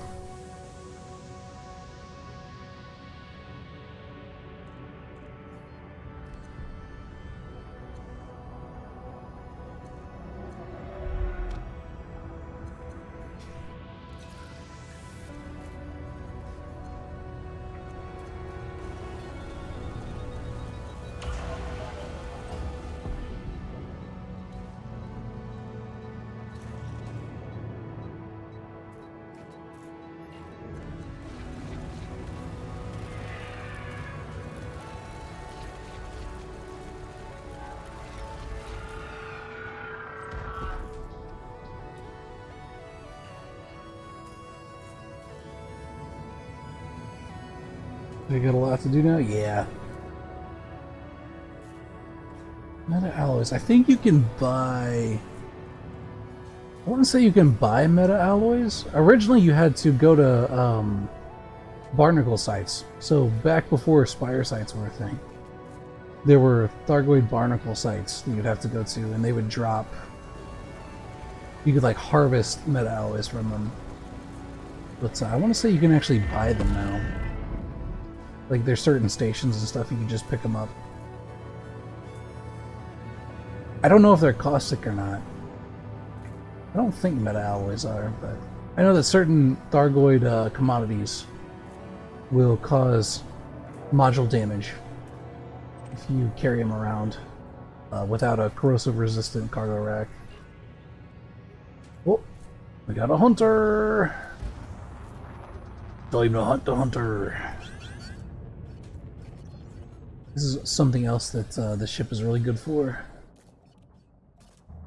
I don't kill them quite as fast as I kill scouts, but I don't have to worry about their guardian fields or anything. They still die relatively quick. Just to AXMC fire. Well, not when they... Not when they're a shielded lightning, but...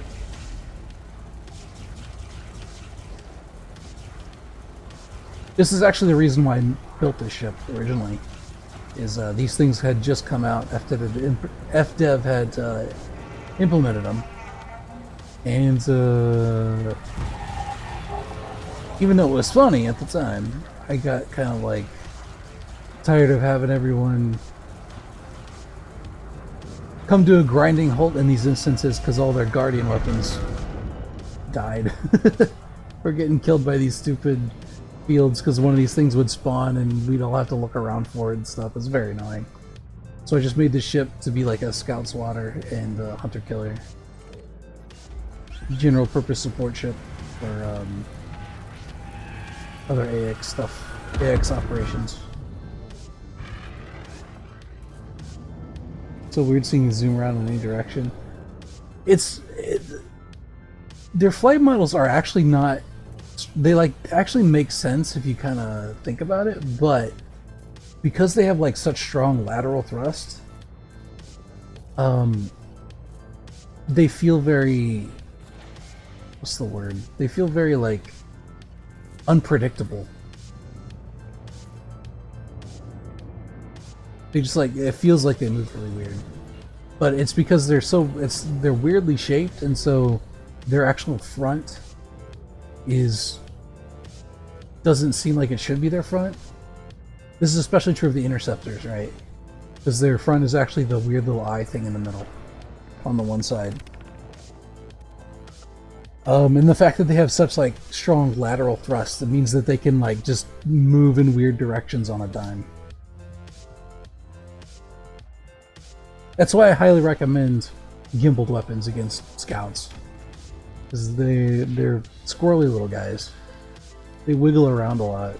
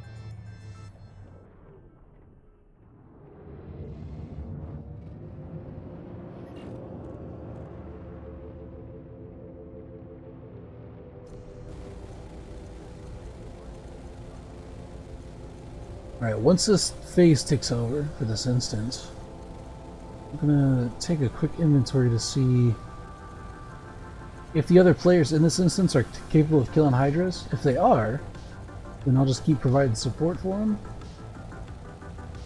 until we can hopefully finish out this instance. If they are not, then I might call the stream there. We'll see. He's running from me. Back here.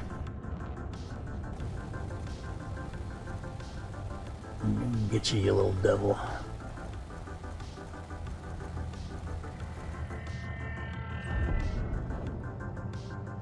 Alright, now that we're a million miles away.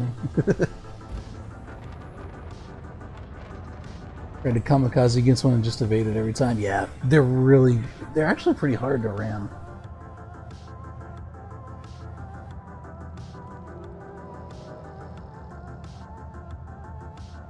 I want to say that ramming was actually a pretty effective strategy at one point, because something about the like the AI of the flight model, whenever they would get bumped, like if they would get bumped off their intended path, then it would cause their AI to kind of glitch out a little bit, and sometimes it would stun them. So they would just like sit around for a little while while people shot them, but I don't know if that's still the case or not. They might have patched that out. I know they used to do that with Orthruses a lot, whenever Spire Site Orthrus farming was a thing.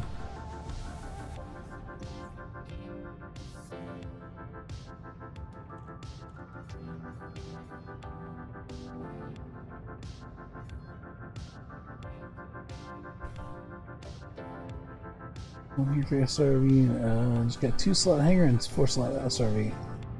Yeah. Something I didn't know is that there's actually more than one SRV in this game. You got the Scarab, which is like the standard one. I think there's another one called the Scorpion that I don't have any experience with. I didn't even know it was a thing until fairly recently. I've never seen one in a shop anywhere.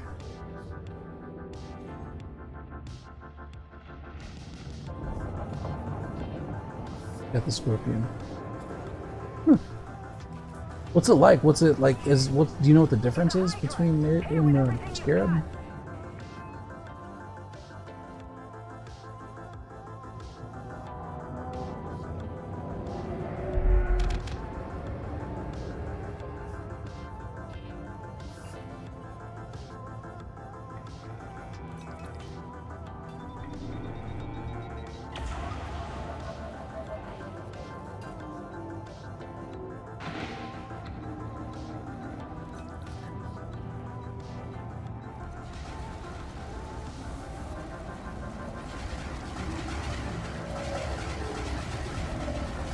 Whoop!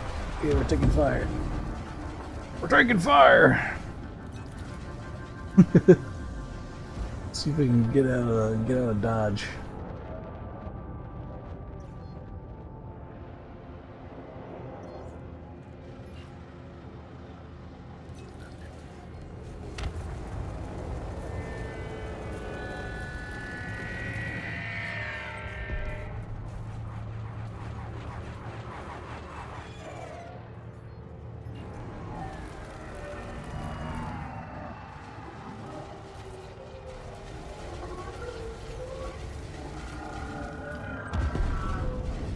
Oh.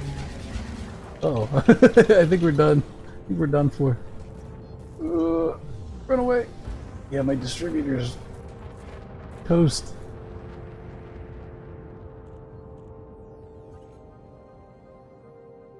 You can ski like a scarab. You can squirm and get 2 seats unlike scarab.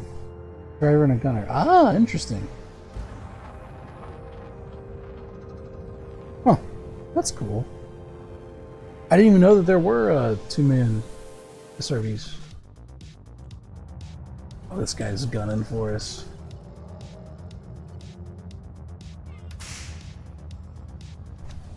He's big mad.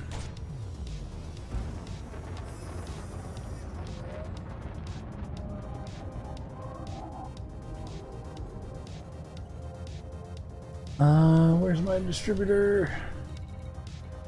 You repair. Nope, I think we're toast. He's caught up with us.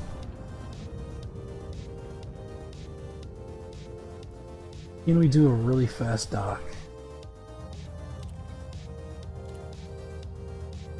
No. All the pads are full.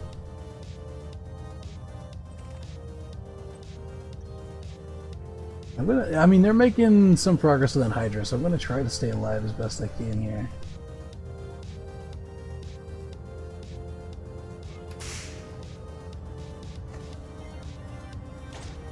"4% hole in a dream, man."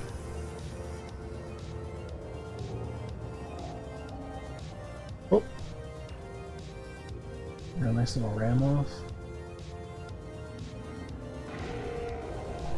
I mean, I can like poke at this thing, but I'm not gonna be able to do very much.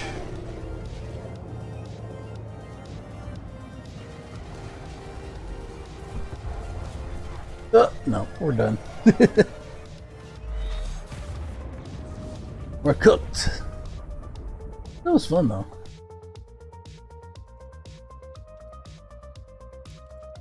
It doesn't quite rake in the bucks like killing interceptors does, but I think that's like one of the most fun things to do in AXCZs. Is just like run around with AXMCs and blast scouts out of the sky.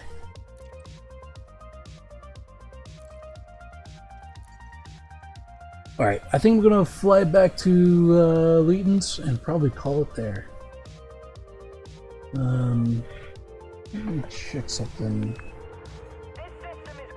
I like the survey pack for the Corvette. A lot of the ship kits are pretty good. They're pretty cool. I wish they didn't cost so much. Well, actually, that's not true. Because you get arcs for just playing the game, so it's actually pretty reasonable. I'm going to hop into solo queue, or into a solo instance, that way I'm not taking up a spot there.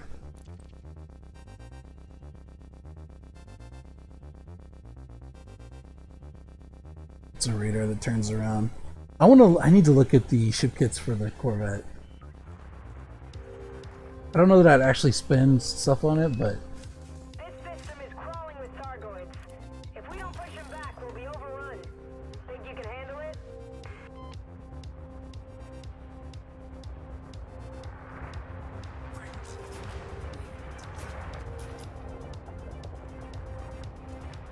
let's get ourselves back to Luton's. I assume that's how you pronounce that, Luton Star. Luton's? I don't know. I don't know.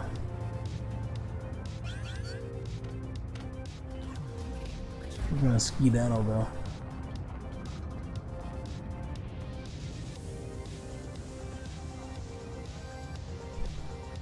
Razor silver paint with the survey kit.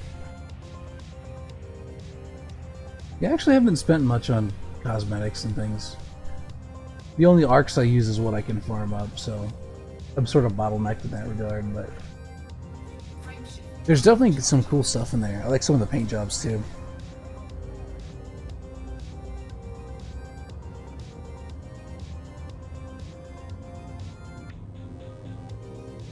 Some of the ships actually need paint jobs in my opinion. Like for instance, whenever I got my Mamba, I've got a Mamba that I use as a bounty hunting ship. And the stock paint job on that, the wings that kind of extend out in front, they're so bright that the HUD elements blend in with the color. And so it was actually really hard to read the HUD elements and stuff.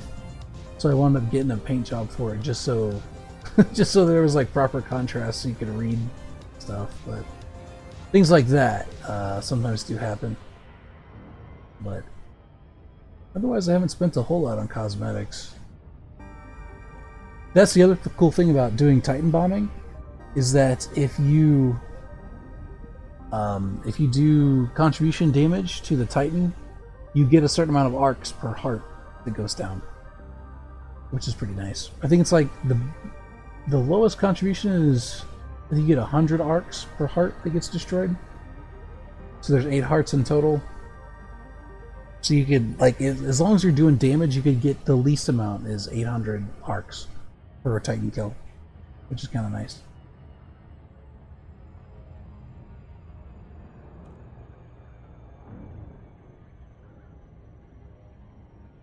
The ship I'm building Starfield is pretty much a Corvette-looking ship. Sadly, no huge cannons on the back though. Didn't exist.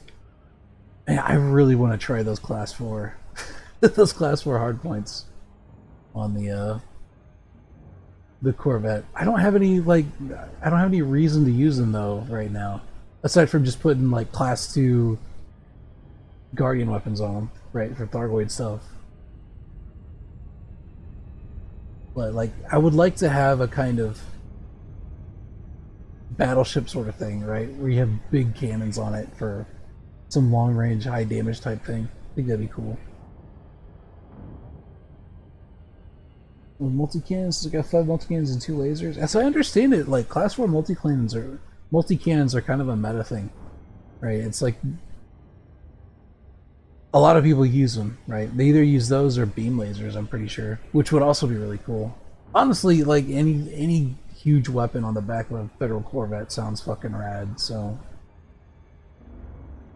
I just hope I get to use it for more than just AX stuff, is what I'm saying.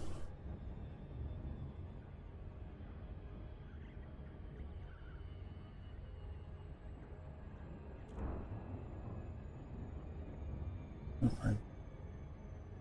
think YouTube stopped my music again. There we go. I wish there was a way to turn that off. Maybe there is, I just don't know about it. As long as I just had a nav beacon killed NPC criminals for money and rank. Yep. That's the way to do it.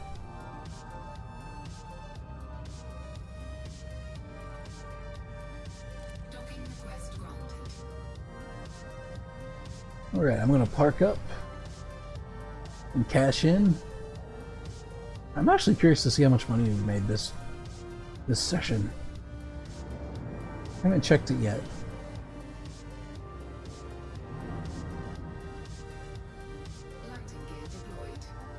So far the Corvette's been quite the money sink, unfortunately.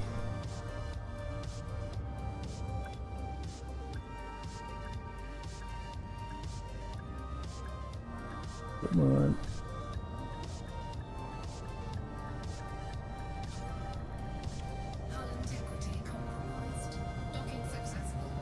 Oh, that was a little sidewinder though.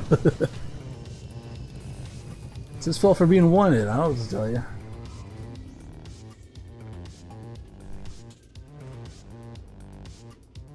Alright, let's see what we got. Show me the money! Woo, that's not too bad. 566 million?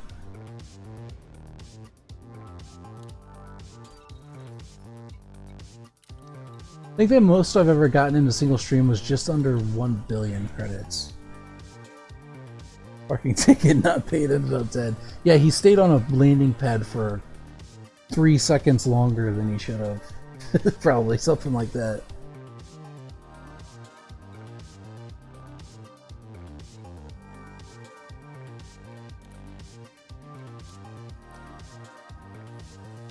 Let's see. Oh yeah, I've got an Imperial Eagle in here that I never used for anything. I bought it because I thought I was like, I don't know, I just want this to be able to fly around with one occasionally. Then I never use it for nothing. My crate, so my crate Mark III or my Crate Mark II, I should say, is I haven't actually used it yet, but this is what I'm making my dedicated Titan bomber to be. So I'm working on that. In fact, it's got one of the ship kits on it. So as you kill Titans, you get the ship kits and stuff for how many Titans you've helped kill. And this was the one that I'd gotten. This is the third Titan killed ship kit you can get.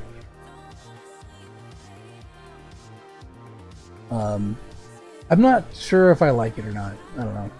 Like sticking Thargoid parts on your ship is like a Grizzly trophy, but there we go. So the paint job and also the chip kit parts are all from Titan Rewards, which is pretty cool. I need to put the decals on there actually. We got one, but it looks a little weird. Kind of, it like blends in too much. Maybe a white one would be better. Unfortunately, I only able to get the 4 Titan rewards because I was not able to get. I wasn't able to get contribution for the first 4. I was not playing at that point. I was on sort of like a little hiatus type thing.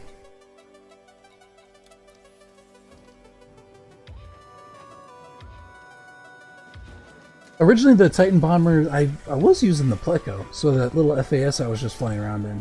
That's what I was using initially for Titan bombing, and it does work, but it was not quite as fast as I needed to be. I could have engineered it differently, but since I was already using it as like a niche, it was already fulfilling like a purpose, I didn't want to change it too much. So that's why I went ahead and bought this one, because it's a lot faster. Titan bombing is pretty fun.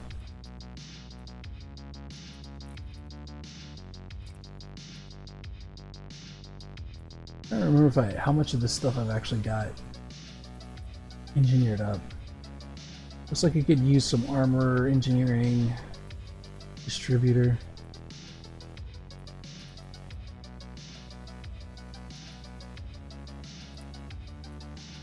Oh wow, I don't have any of the optional internals on it. So this one still has a little bit of work to do. I probably need to get that done before the Titan goes vulnerable. Those are the ones I'm working on getting, yeah.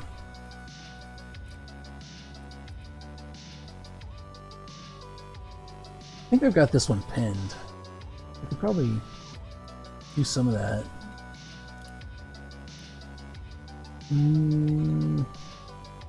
Sensors, Guardian Module, engines. Oh, never mind. I guess I don't. Power plants. Yeah, those are already engineered up.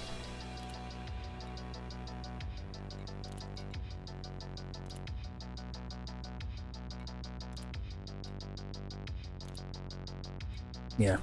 So all those are already engineered, all the ones that I have pinned. So yeah, I'll have to do a little bit of flying around. Flying around the bubble and talking to engineers and all that jazz. Can you imagine how nasty the Corvette would be with the Class 4 Guardian weapons? I wish they would make a Class 4 Guardian weapon, that'd be fun. I don't know why they don't. Imagine like having 2 huge Gauss cannons on your Corvette. Be pretty sweet. I'm for it. Anyway, I think I'm probably gonna call the stream here. Thanks for dropping in, Centrix. I appreciate it. Trying to make sure there's no one else I'm forgetting here. Sometimes people come in and they follow, and I don't have alerts set up, so I miss it. But I think we're good. It's been sort of a more quiet night, but that's alright.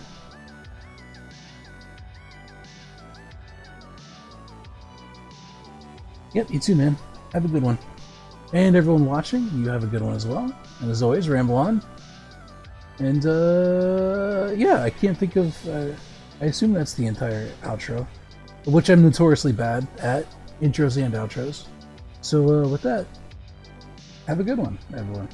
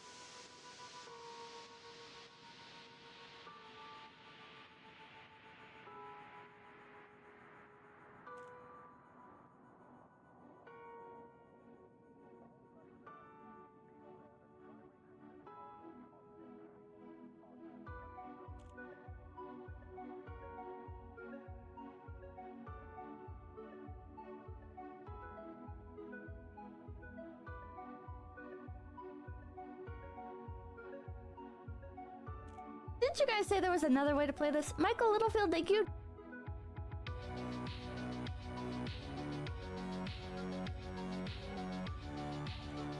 Sorry, my bad. Don't mind that.